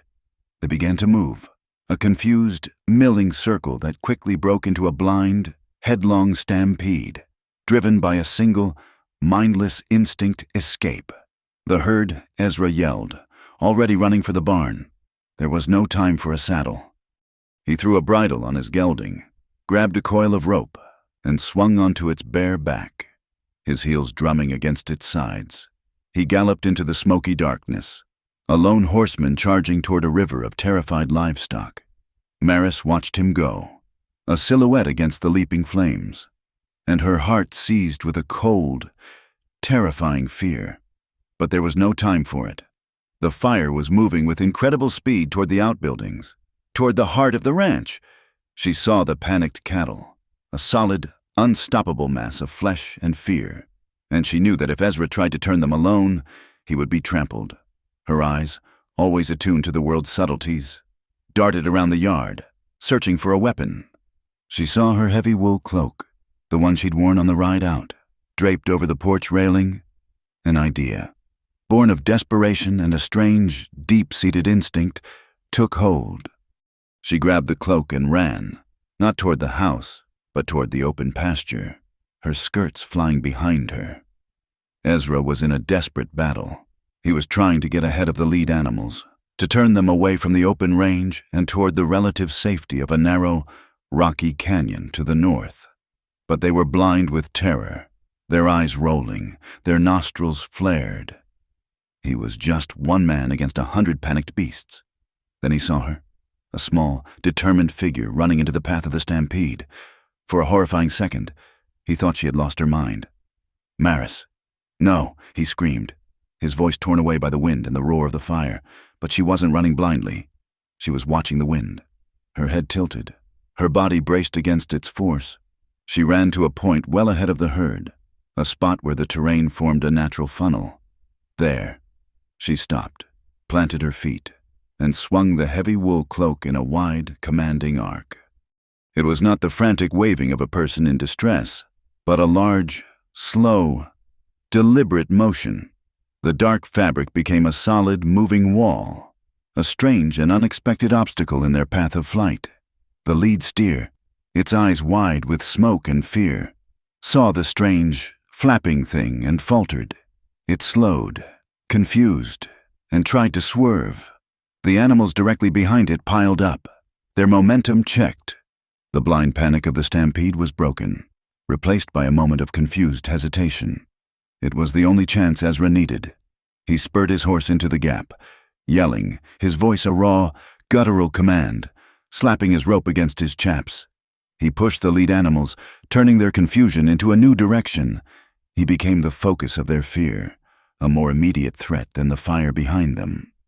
He drove them, Maris holding her position like a steadfast matador, the two of them working in a strange, silent partnership, flanking the terrified herd and funneling them toward the dark mouth of the northern canyon.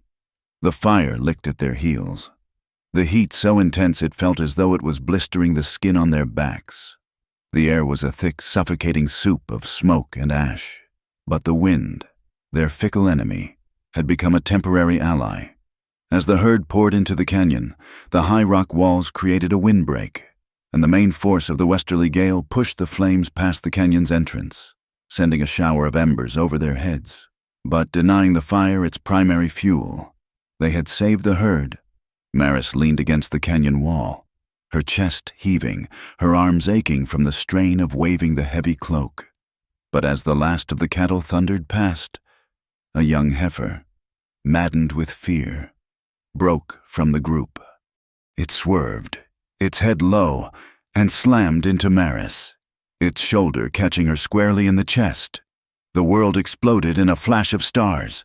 The breath was driven from her body in a painful gasp, and she was thrown backward, landing hard in the muddy, trampled earth at the canyon's edge.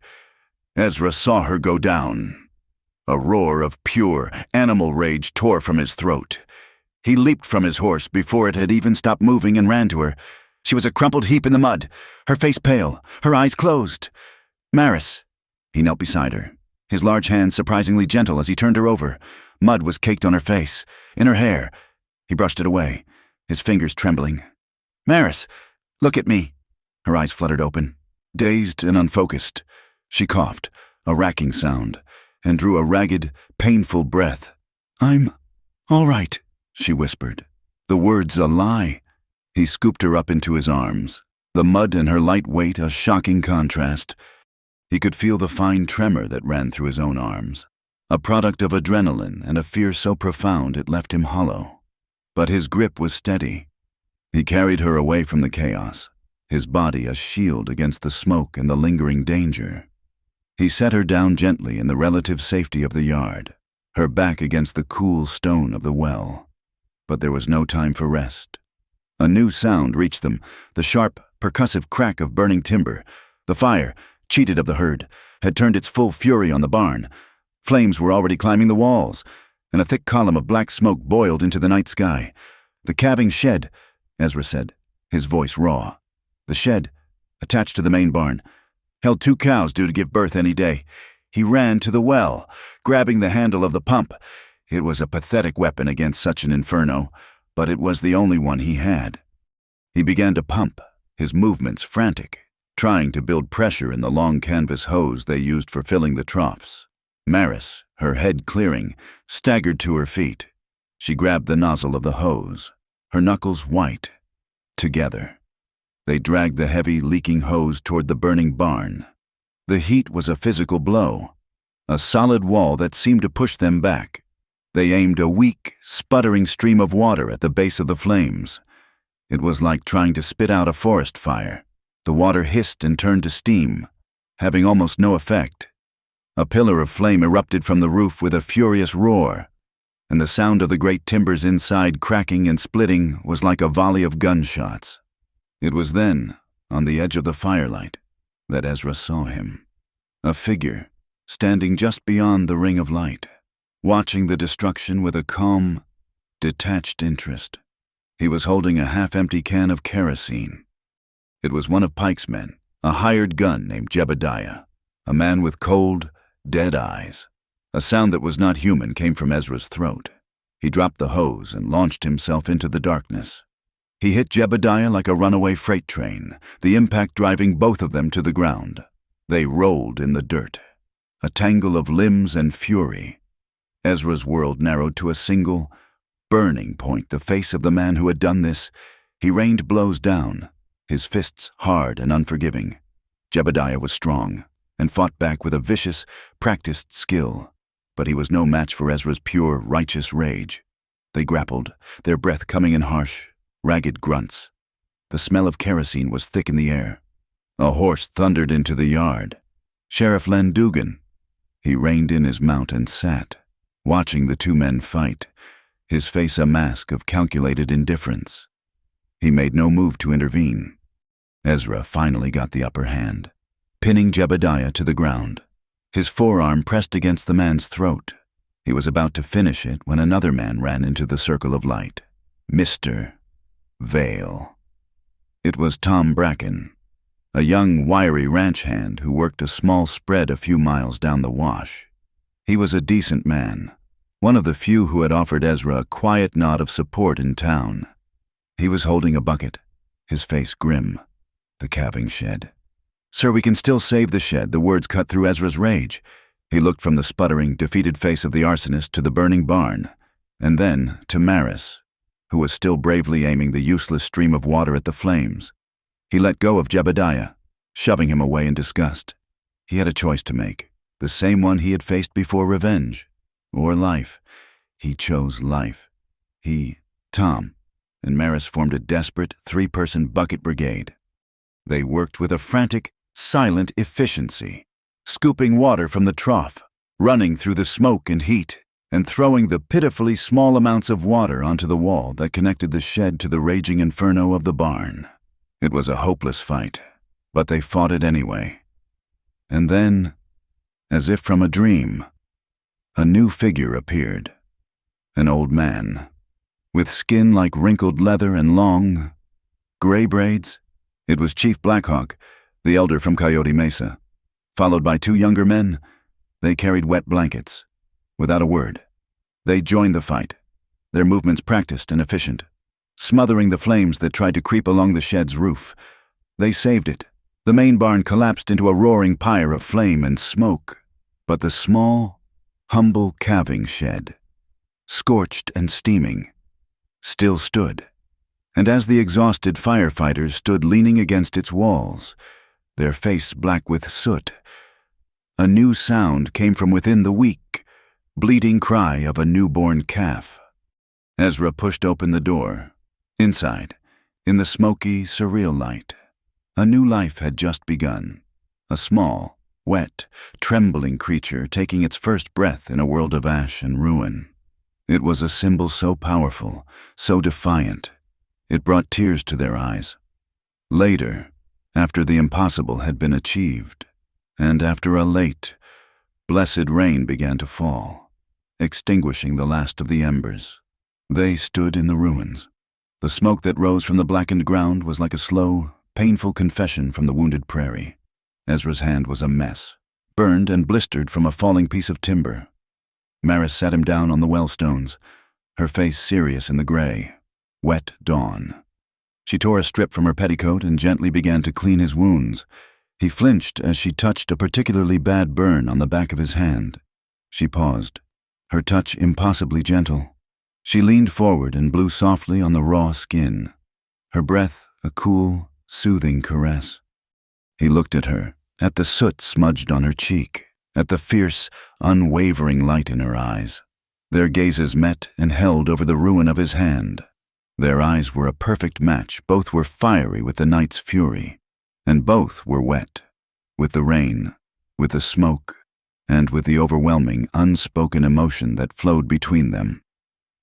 The next day, when the ashes had cooled, they began to rebuild. Chief Blackhawk and his men were there, as was Tom Bracken. They started with the fence.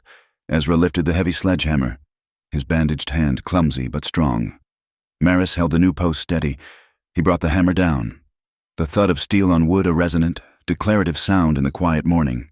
He swung again, and again. Each powerful, rhythmic blow was more than just an act of construction. It was a prayer. It was an act of defiance. It was a shared and unbreakable vow.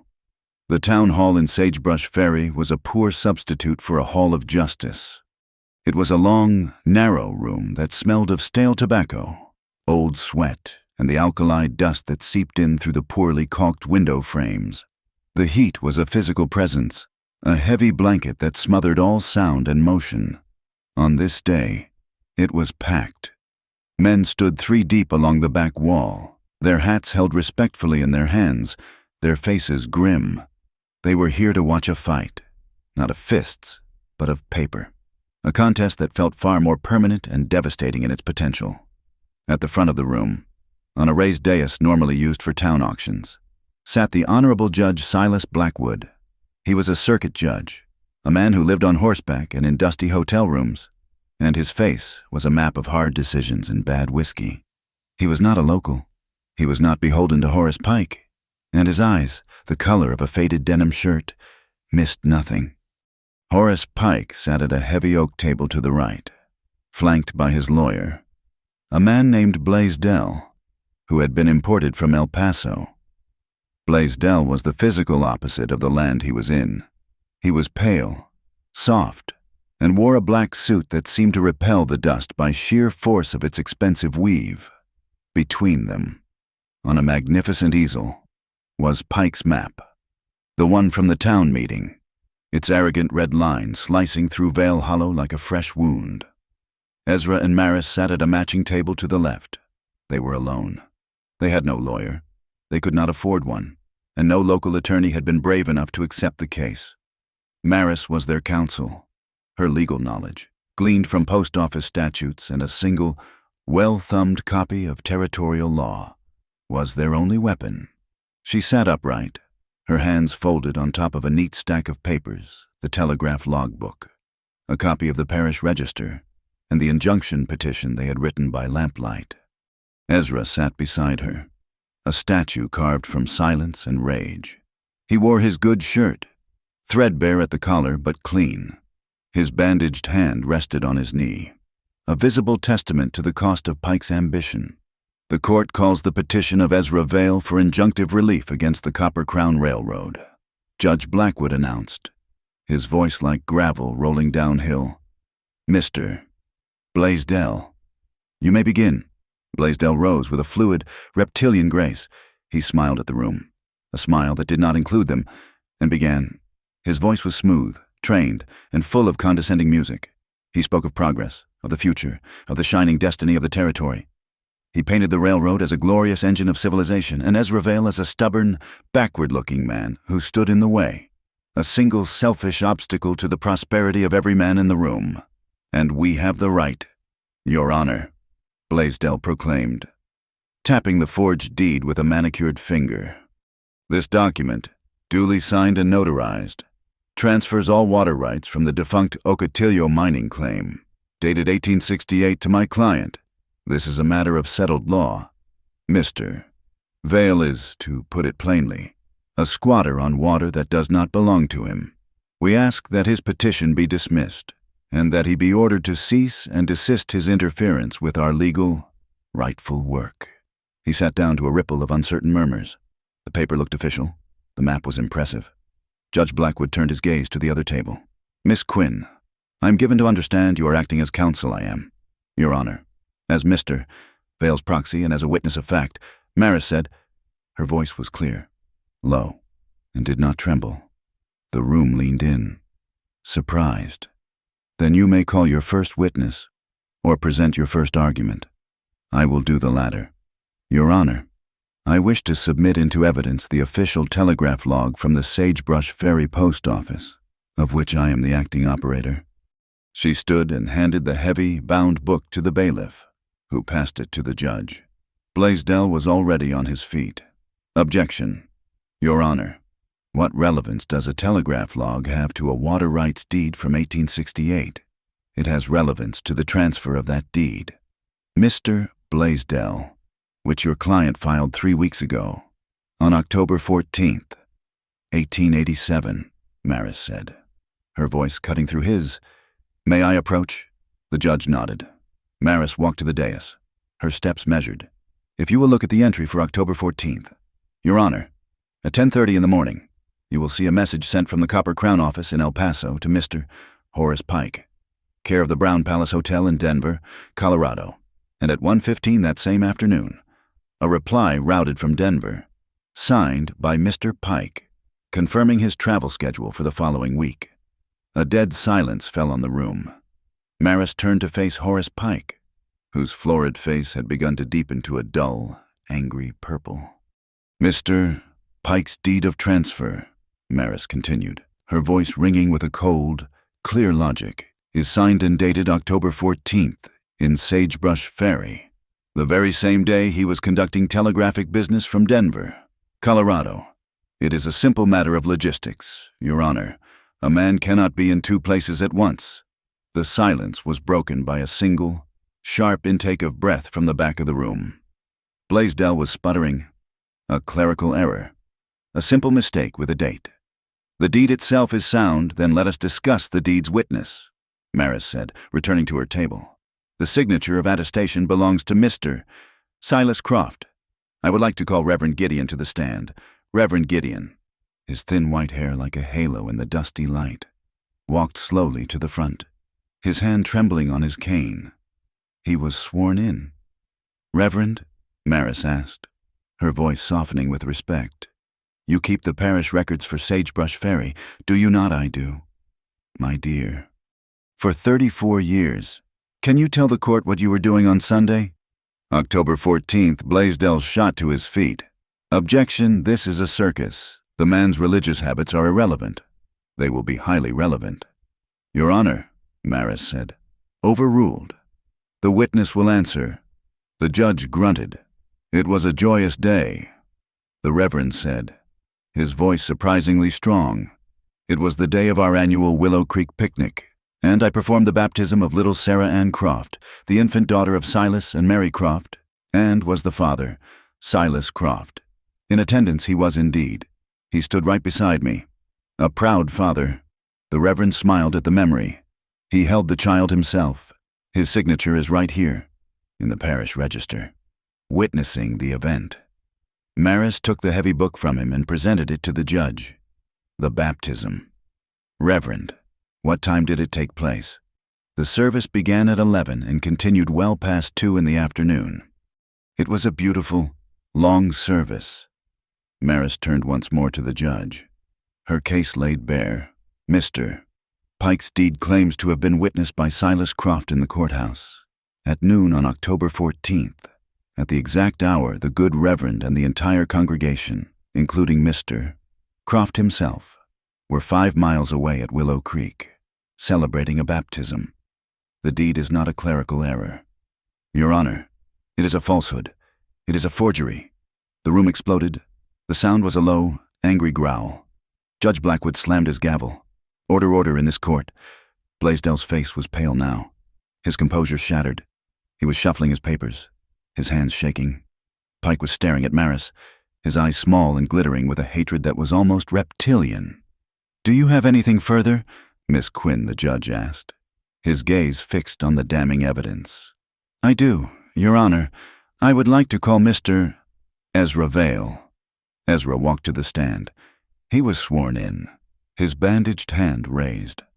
He was not a man of words, and the silence in the room was absolute as he sat. Mr. Vale, Maris began, her voice gentle now. Please tell the court about the Vale ditch. Ezra looked not at Maris, but at the judge.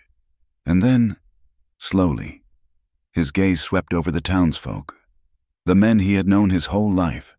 My father, Elias Vale, dug that ditch, he said, his voice low and rough, the sound of stone on stone. He dug it with a shovel and 2 mules. He dug it to water his cattle, but he did not dig it to steal. He paused, gathering the words. There was an agreement, before any deeds, before Mr. Pike's railroad. There was an agreement with the men of the Coyote Mesa, a promise. Blaisdell, seeing an opening, leaped up. Objection, hearsay. We are a court of law, not a collection of campfire stories. Where is this agreement? What scrap of paper proves this promise? Ezra's eyes flashed with a cold fire. It was not made on paper.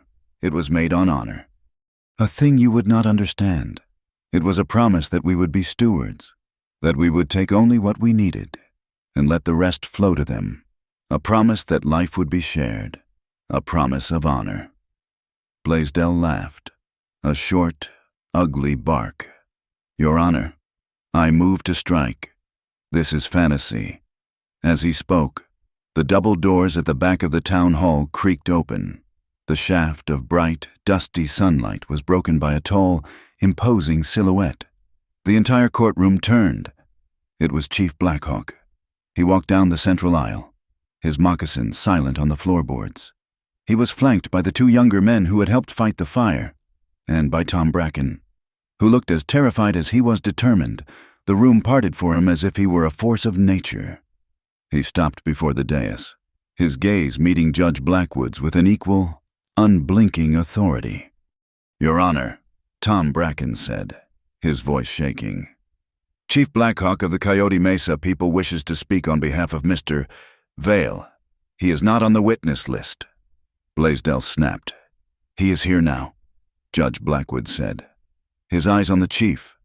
Let him speak, Mr. Bracken. You will translate. Chief Blackhawk spoke, his voice a low, resonant cadence that filled the room.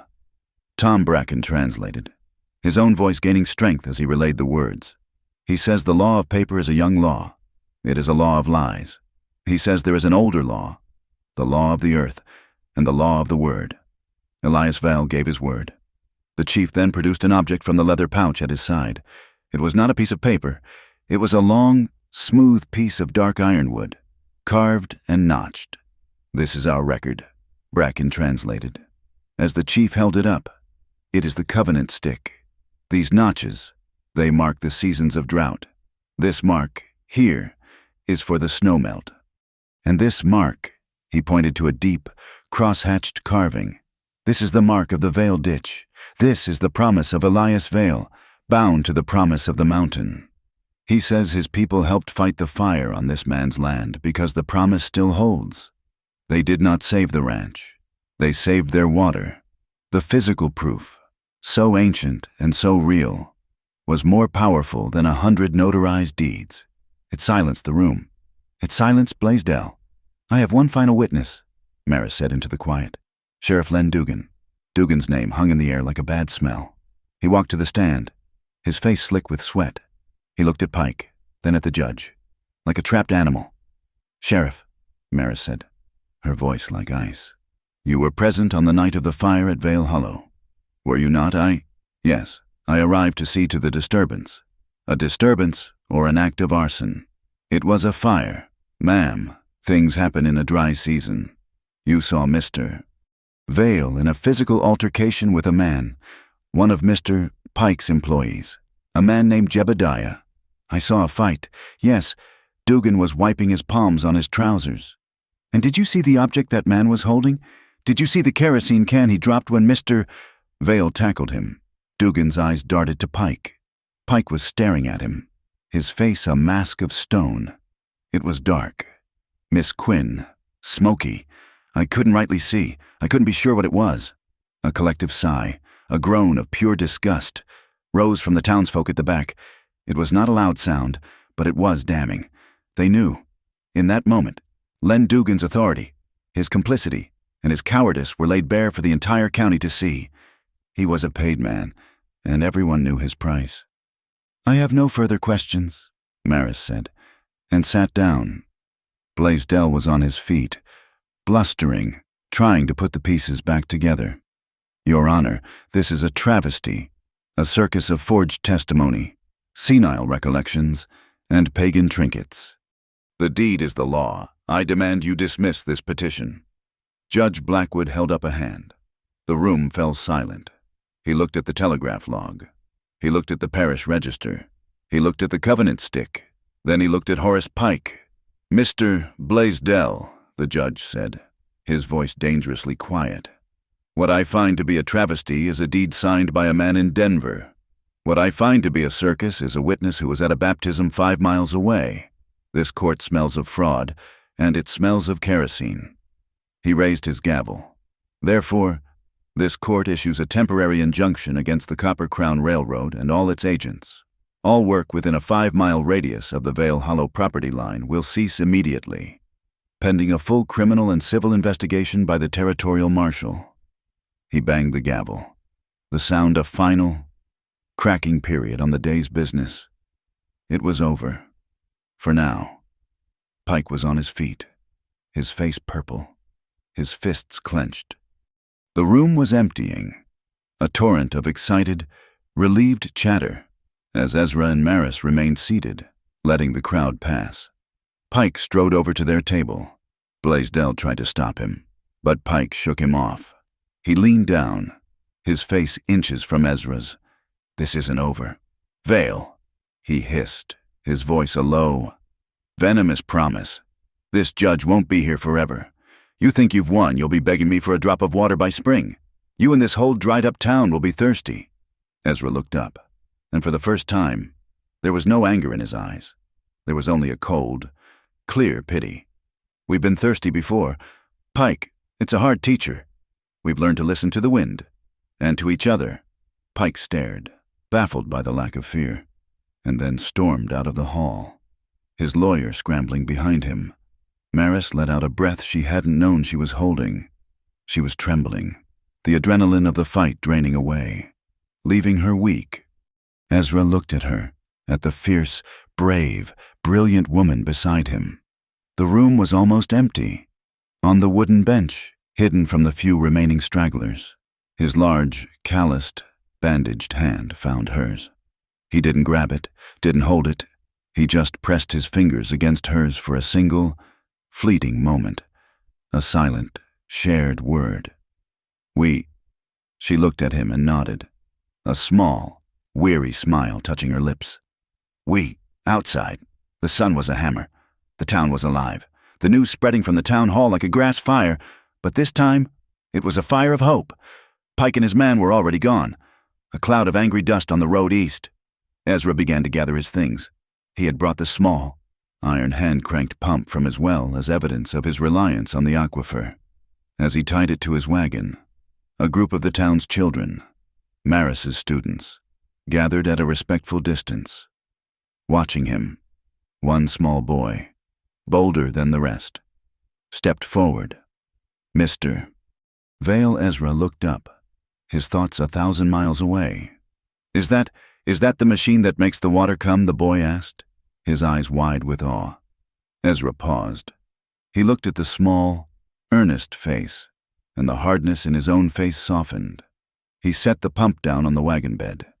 "It is," he said. "It helps pull it up from deep in the earth." The boy reached out a tentative, dusty finger and touched the cold, black iron of the handle. "Wow!" Then, as if a spell had been broken, the other children came forward, forming a small, impromptu line, one by one. They stepped up to the wagon, a girl with pigtails, a boy with no shoes, another with a solemn face. Each one, in turn, reached out and put their hand on the pump handle, their small, hopeful fingers grasping the simple machine that had become, on this day, a powerful lesson about water, about justice, and about the courage to hold on. The scar on the land where the barn had stood was still black and raw, a daily reminder of the fire. But where one thing had ended, another had begun. The grain shed, a long, low building of sturdy pine that had been spared by the wind's fickle turn, was now a school. It was not a proper schoolhouse, with a bell and a steepled roof. It was a place of work, and it smelled of old barley, chalk dust, and the sharp, clean scent of newly sawn wood. Maris stood before a large, salvaged piece of slate that Ezra had mounted on the wall. On it, she had written the alphabet in a clear, strong hand. Her students were a motley crew of 6, ranging in age from 5 to 12, all children of the surrounding ranches and the town's less prosperous families. They sat not in neat, ordered rows, but perched on benches and even upturned feed buckets, their faces scrubbed clean, their eyes wide with a mixture of curiosity and apprehension. "Letters are a way of making a sound last," she explained, her voice calm and steady, a counterpoint to the restless shuffling of their boots. "They are a way to hold a thought, or a promise, just like a seed holds the idea of a stalk of corn." But her lessons were not confined to the slate. Her true classroom was the open doorway and the vast, changeable sky beyond it. "Reading words is important," she told them, "but it is just as important to read the world." She took them outside, into the light, and pointed to the horizon. "You don't need to hear thunder to know a storm is coming. You can see it. What color is the sky to the north?" A small girl with braids, named Sarah, squinted. "It's green, like a sick possum." "Exactly," Maris said, a rare, bright smile touching her lips. "That is the color of hail. And the grass? Which way is the grass leaning?" They all looked. The tall buffalo grass was bowing, its heads all pointing east. "That means the wind is coming from the west," Maris continued. "It will push the storm. When the grass bows, the sky is about to speak. You listen with your eyes, and you will never be surprised." She was not just teaching them. She was giving them armor. She was turning the terrifying, unpredictable forces of their world into a set of rules they could learn, a language they could understand. In the back of the shed, the steady, rhythmic rasp of a hand plane was the only other sound. Ezra was building their desks. He had salvaged the timber from a collapsed line shack in the high country, wood that was old, seasoned, and scarred. He worked with a quiet, meditative focus. His bandaged hand, still tender from the fire, was clumsy with the delicate work, but he was patient. He planed the warped wood, his shoulders moving in a steady, powerful rhythm. With every pass, he shaved away a layer of grime, of sun-baked decay, of memory.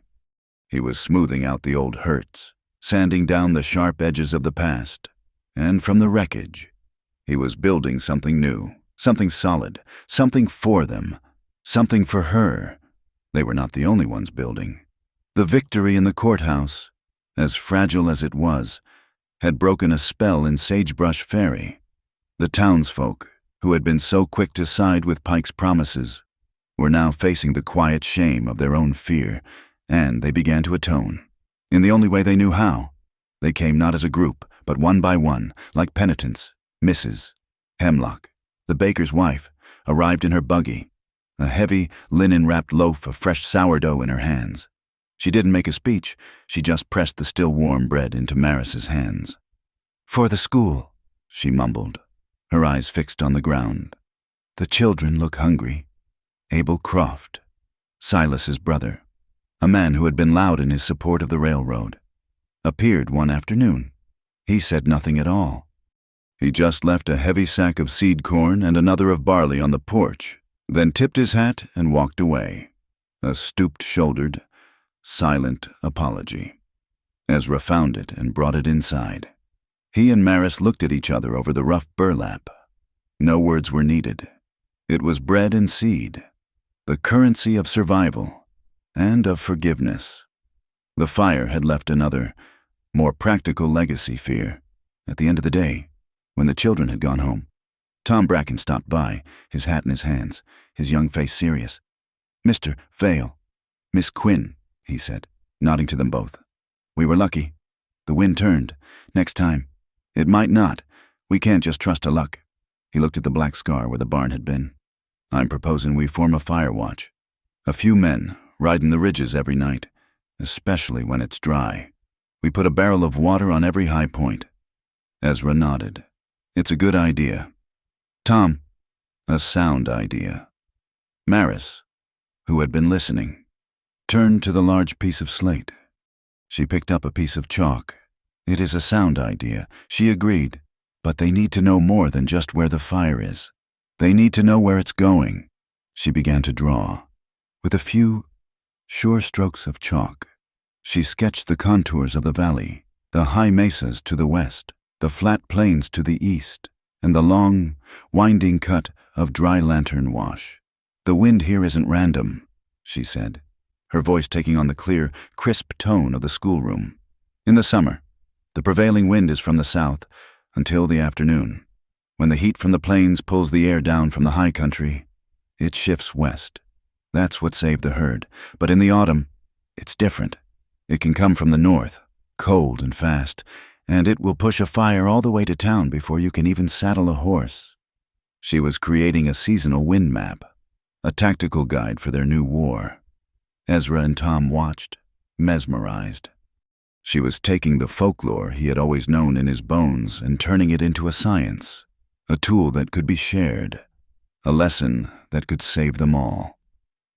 Her new role as a teacher seemed to settle something in her.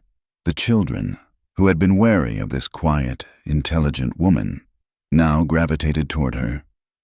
One afternoon, a distant rumble of thunder echoed from the mountains. A small boy named Timothy, whose family's homestead had been hit by lightning 2 seasons prior, flinched violently and clamped his hands over his ears, his face pale with terror. Maris didn't coddle him. She knelt beside his desk, her voice calm and practical. "There is no need to be afraid. Timothy, it is just a sound, and it's a sound that is very far away." "How do you know?" he whispered, his eyes squeezed shut. "Because light is faster than sound," she said, as if it were the most obvious thing in the world. "Watch." She pointed to the window. A moment later, a silent, brilliant flash lit the clouds. "Now, we count," she said, her voice steady. 1, 1,000, 2, 1,000, 3, 1,000. She counted all the way to 8. Then, the low, rolling boom of the thunder reached them. 8 seconds, she said. "The sound takes about 5 seconds to travel 1 mile. That storm is more than 1.5 miles away. It's not even in our valley." She held the chalk out to him. "Next time, you be the one to count. You can do the math. You can tell us how far away it is." Timothy opened his eyes. The fear was still there, but a new look of concentration, of power, was beginning to replace it. He took the chalk. He had not just been comforted. He had been armed. Ezra, in his own way, had become a teacher, too. The children, drawn by the sound of his work, would often stay after their lessons, watching him as he rebuilt the south fence line. He moved with a slow, powerful economy of motion, his hammer strokes precise. "Why so many posts, Mr. Vale?" Sarah asked. Watching him set a post, Ezra didn't stop his work. He sighted down the line. "You set your main posts, your anchors, deep and strong. But the spacers, they have to be close." He took a piece of twine and measured the distance. "You make the gap too wide, and a calf will try to push through. It'll get its head in, but its horns will catch. See, it'll be trapped. It'll panic. A fence isn't just to keep things in, little one. It's to keep them safe." He was teaching them the same lesson Maris had, in a different language. The world had rules. Learn the rules, and you could make it safe. The new sense of shared purpose, of a community slowly mending itself, culminated one evening at their kitchen table. The light was fading. The work of the day was done. Maris brought out a clean sheet of paper, the same heavy bond they had used for the injunction. "The judge's order is temporary," she said, her voice quiet. "Pike will be back, or someone like him. The town, they're like the grass. They bow to the strongest wind. We need to be the wind." Ezra said. "No," she countered softly. "We need to be the rock, something that doesn't bend." She dipped the pen in the ink. "The problem isn't just Pike. It's that the rules were never written down, only in covenant sticks and handshakes. We need a new covenant, one for the town, one they can all see." And so they began to write. It was not a legal document, full of jargon and loopholes. It was a simple proclamation, written in plain, strong English. They called it the Ash Bluff County Water Compact. It was short, only 4 articles. 1, all water that falls as rain or snow, or runs in the ground, is the common property of all, held in trust for the future. 2, no single man or corporation may divert more than his household or herd requires. The needs of the land come before the greed of the engine. 3, in times of drought, the use of water shall be portioned. The first portion shall go to children and households, the second to the sick, the third to livestock. All other uses must wait for the rain. 4, this compact is a promise.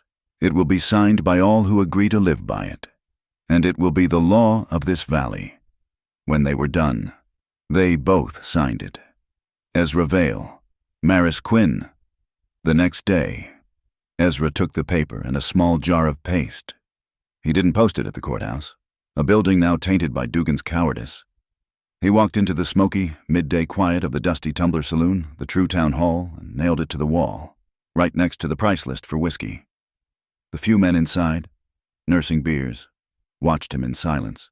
They read the paper, and one by one, a farmer named Peters, then the blacksmith, then Tom Bracken, walked up, took the pen Ezra had left hanging by a string, and added their names to the list. That evening, as Ezra and Maris sat on the porch, a figure on horseback approached. It was Len Dugan. He sat his horse for a long minute before slowly dismounting.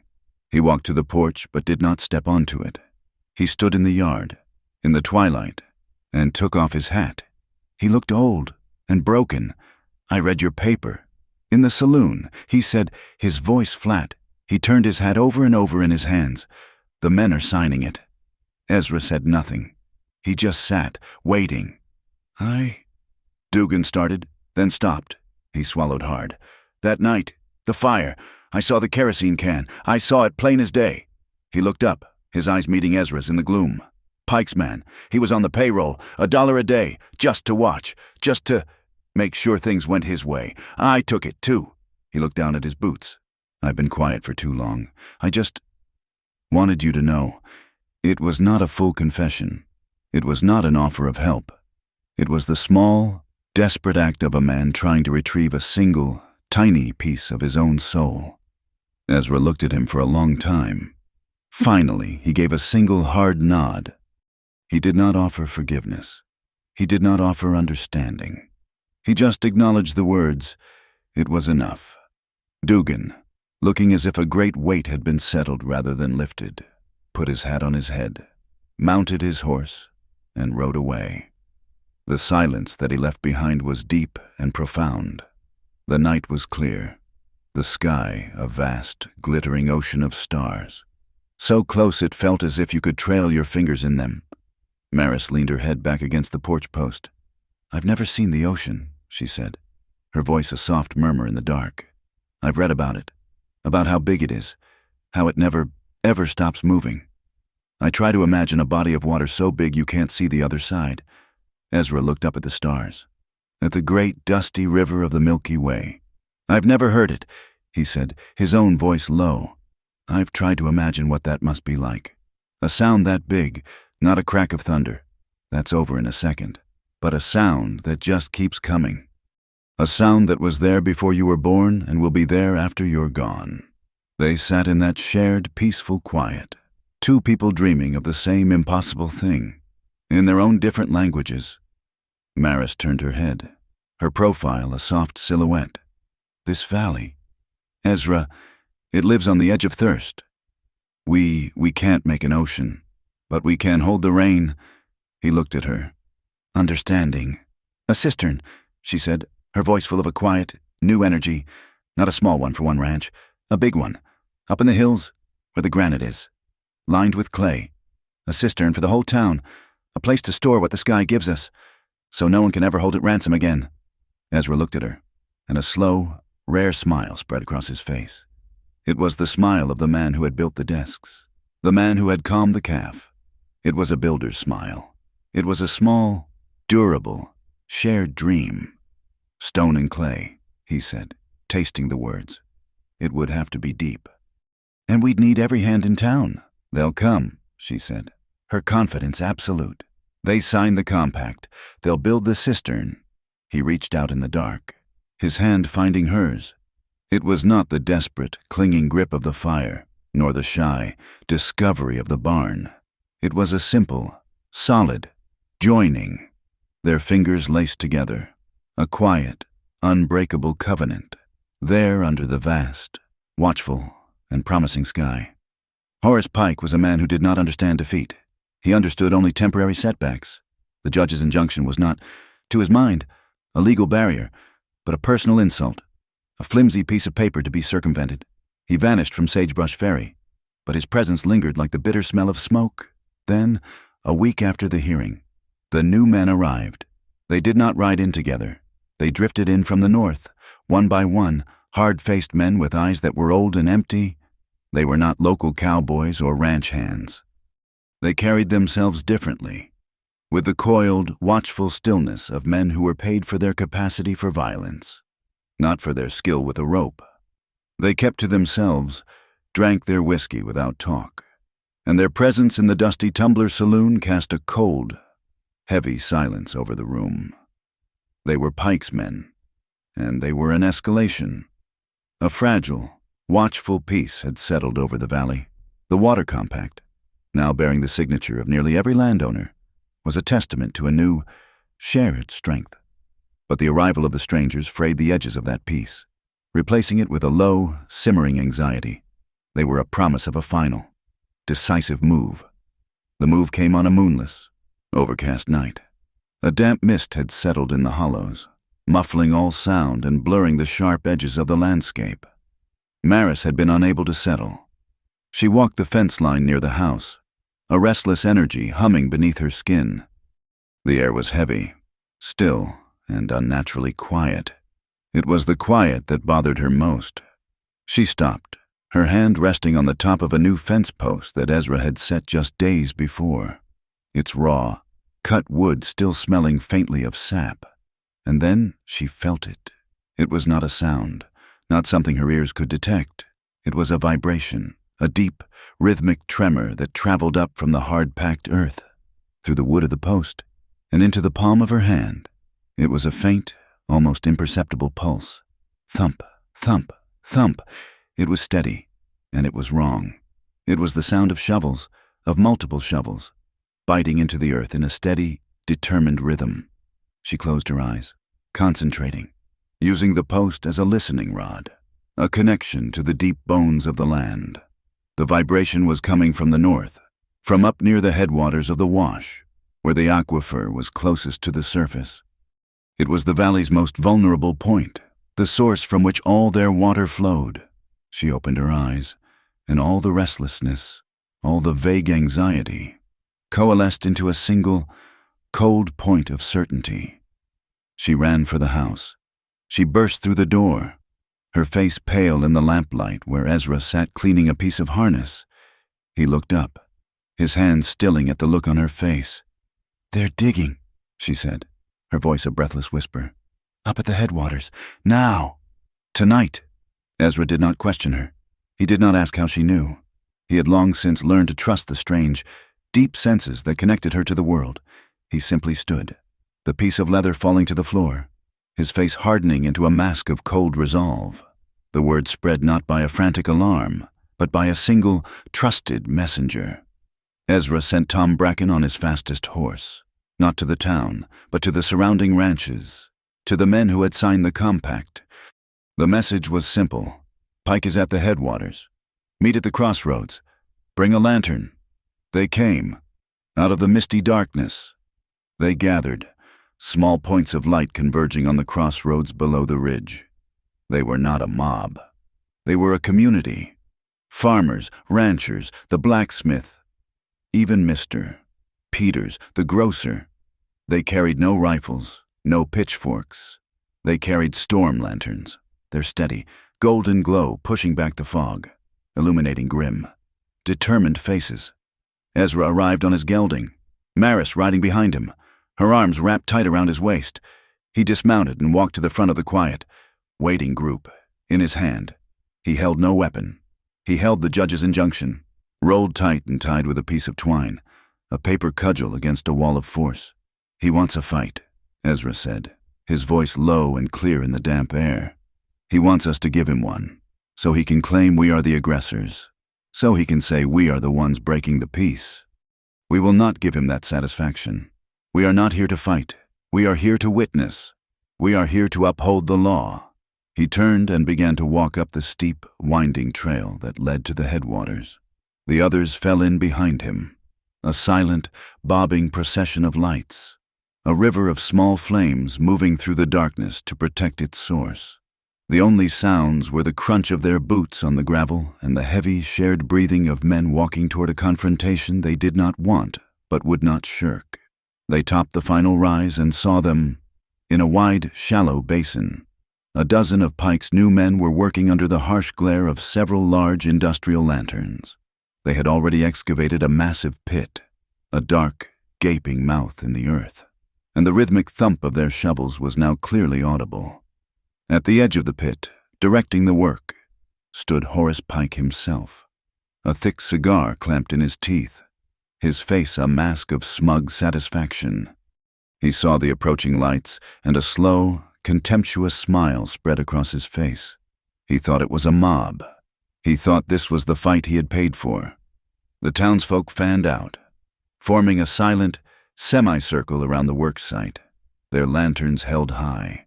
They did not shout, they did not threaten, they just stood, their presence a silent, collective judgment.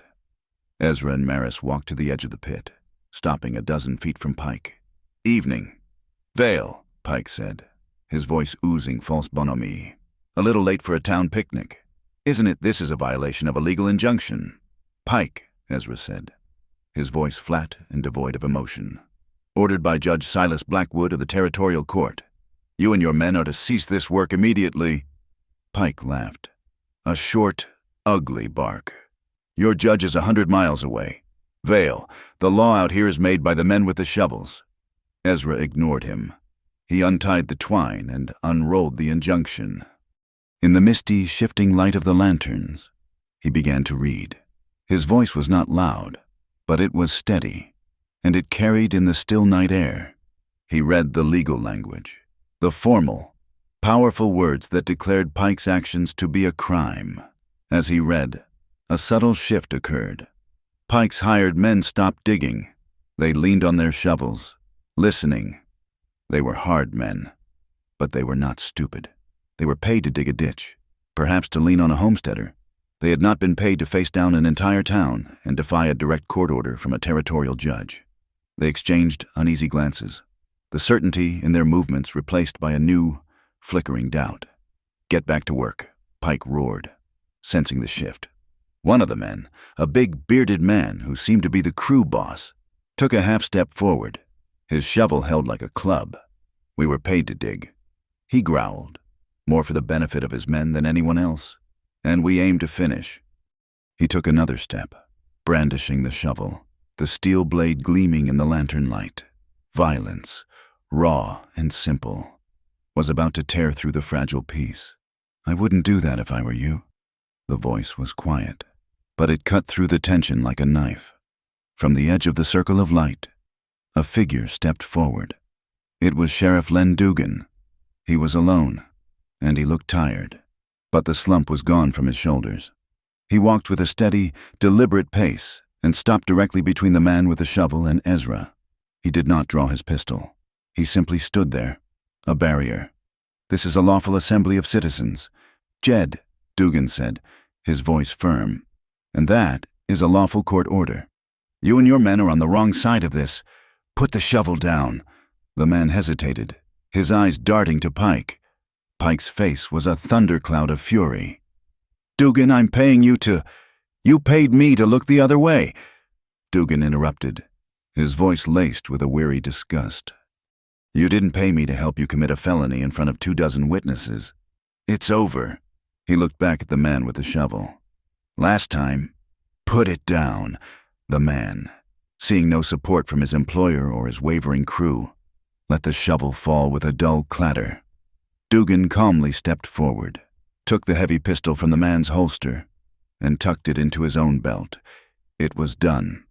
In the confusion, Horace Pike, his face contorted in a mask of apoplectic rage, took a step backward, away from Dugan, away from the damning eyes of the townsfolk. He was not looking where he was going.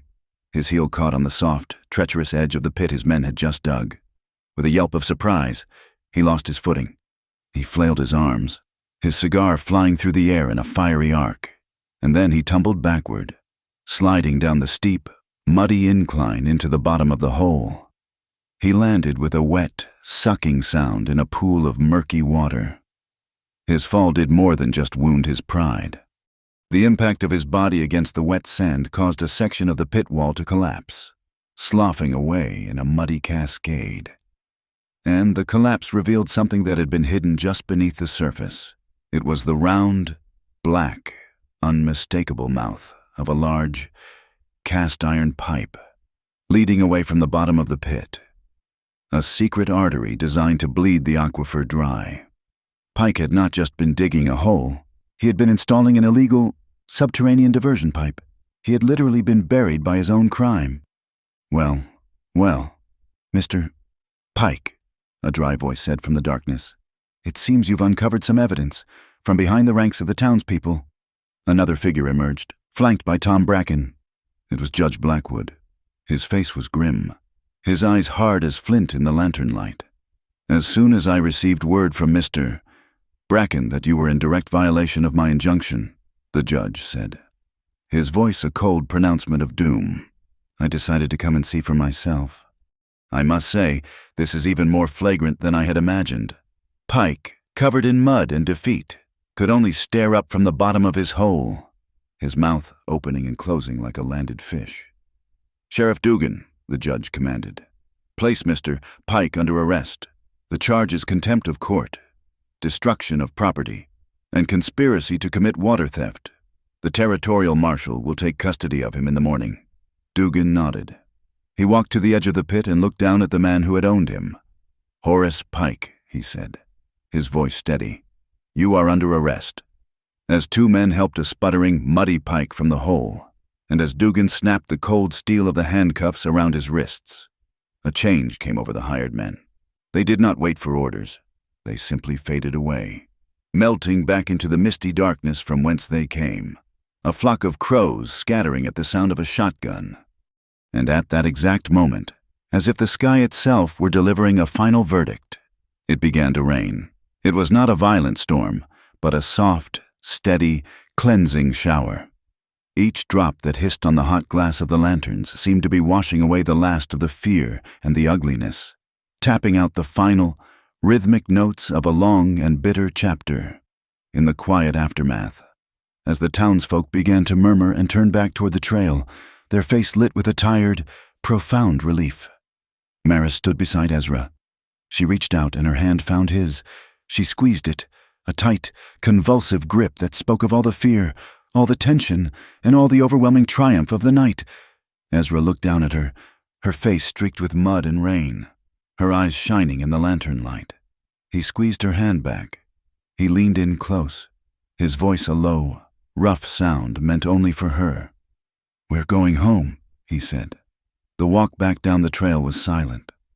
The rain had turned the dust to a soft, slick mud, and the wheels of their wagon, when they reached it, made a soft, sighing sound as they rolled through it. The mud shone in the lantern light, no longer a symbol of hardship, but of a clean, new beginning. They sat side by side on the wagon seat, their hands still clasped between them, their shoulders touching. They did not speak. There was no need. The silence was no longer empty. It was full to the brim with a quiet, bone-deep, and unshakable happiness. The next season, the season that followed the fire and the trial, was a season of rain. It was not the violent, furious rain of the storm, but a soft, persistent, life-giving rain that settled the dust, sweetened the air, and turned the scarred, blackened earth of Vale Hollow a tender, hopeful green. Dry lantern wash, for the first time in a decade, ran with a shallow but steady stream of clear, cold water, its gentle burble a constant, happy murmur in the quiet valley. High in the granite hills above the town, the new cistern was finished. It was not a beautiful thing. It was a wide, deep, pragmatic bowl, dug by the hands of every man who had signed the water compact, lined with tons of clay they had hauled from the riverbed, and faced with stone. But to the people of Ash Bluff County, it was a cathedral. It was a monument to their own resilience, a shared promise held in common.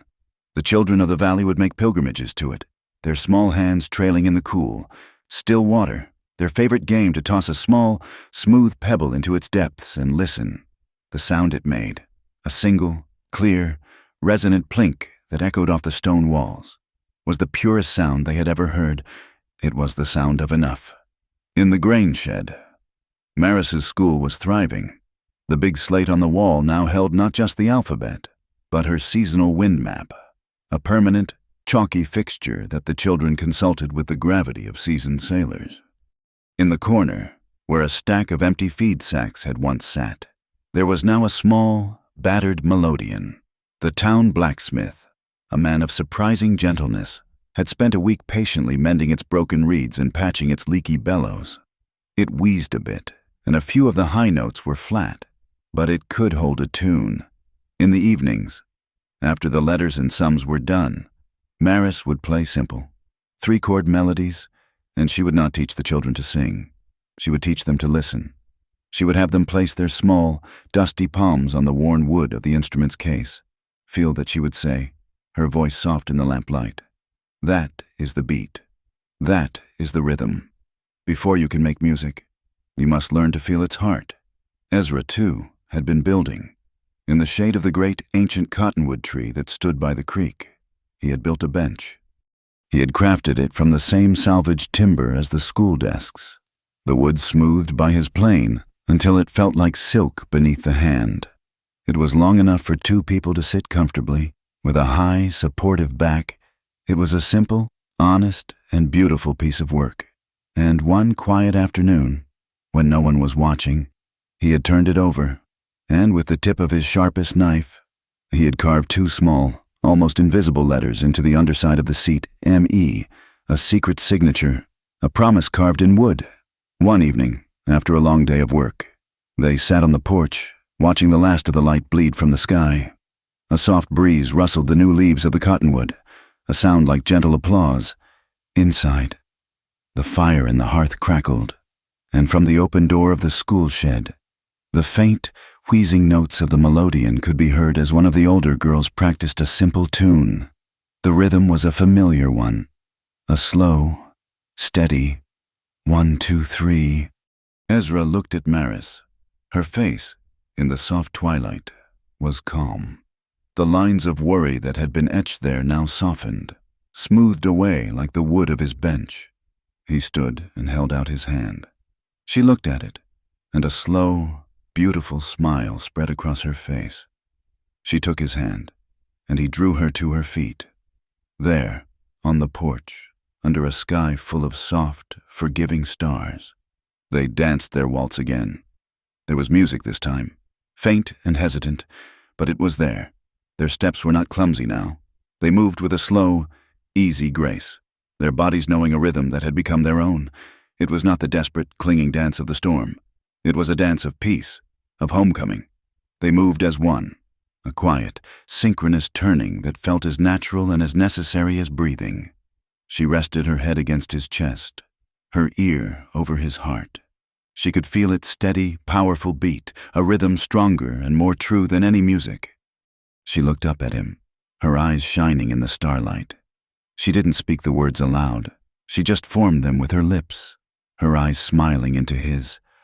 "I don't need the sound. I only need you."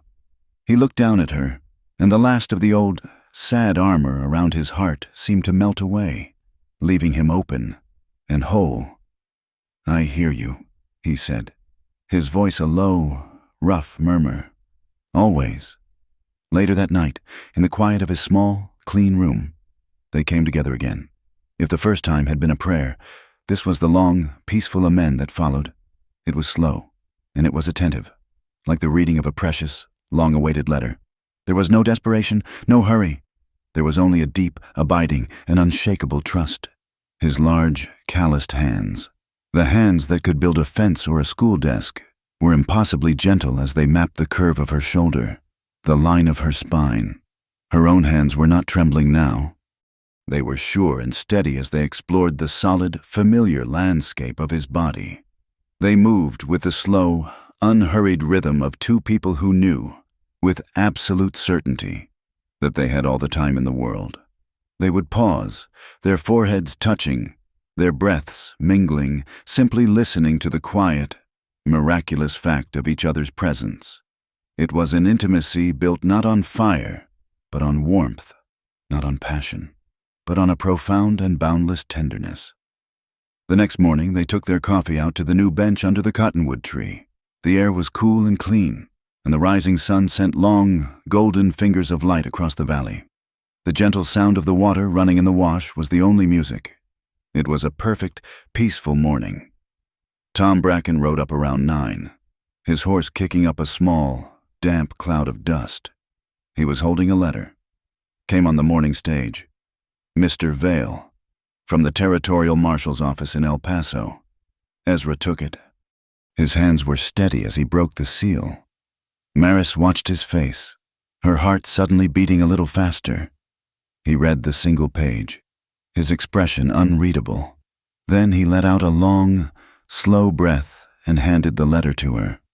She read it aloud, her voice a soft murmur under the cottonwood. The Copper Crown Railroad, facing a litany of criminal charges and a mountain of irrefutable evidence, had officially withdrawn its petition. The proposed route through Ash Bluff County had been abandoned. They were moving their line 50 miles to the south. The investigation was closed. Vale Hollow and its water were safe. A tear, bright and unexpected, traced a path down her cheek. It was not a tear of sadness, but of a relief so profound it felt like a physical weight being lifted from her soul. All the work, all the fear, all the courage, it had not been for nothing. Ezra reached out, not to wipe the tear away, but to gently touch it with the tip of his finger. He looked at the single, glistening drop on his calloused skin, a small, perfect symbol of their shared victory. That afternoon, Maris took out a new, clean, leather-bound notebook. She opened it to the first page, the old notebook, the one full of observations of wind and water and forged deeds, was full. She dipped her pen in the ink, and on the first, pristine page, she wrote a single, declarative sentence. Final lesson: listening is the most courageous form of love. When she was done, Ezra took the notebook from her. He did not read it. He simply took a hammer and a single, freshly sharpened nail, and he hung the closed book on the wall, just inside the front door, next to his father's old coat. It hung there, not as a decoration, but as a foundation stone, a testament to the new law of their house.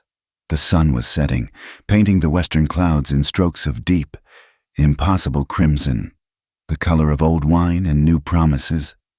They stood on the porch, watching it, his arm around her shoulders, her head resting against his chest.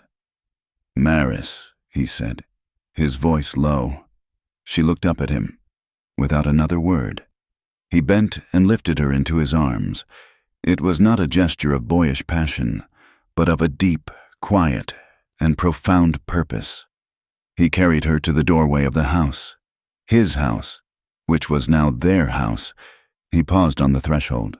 "I've wanted this since I first saw you," she whispered, her voice catching, repeating the words that had started it all. He looked down at her, his storm-blue eyes full of a love that was as vast and as quiet as the prairie itself, and then he carried her inside. He did not set her down quickly.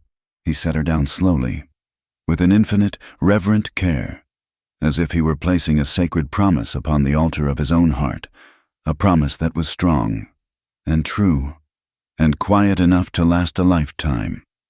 Thank you for listening to our story. We'd love to know where you're tuning in from, so please leave a comment below to connect with us and share your thoughts.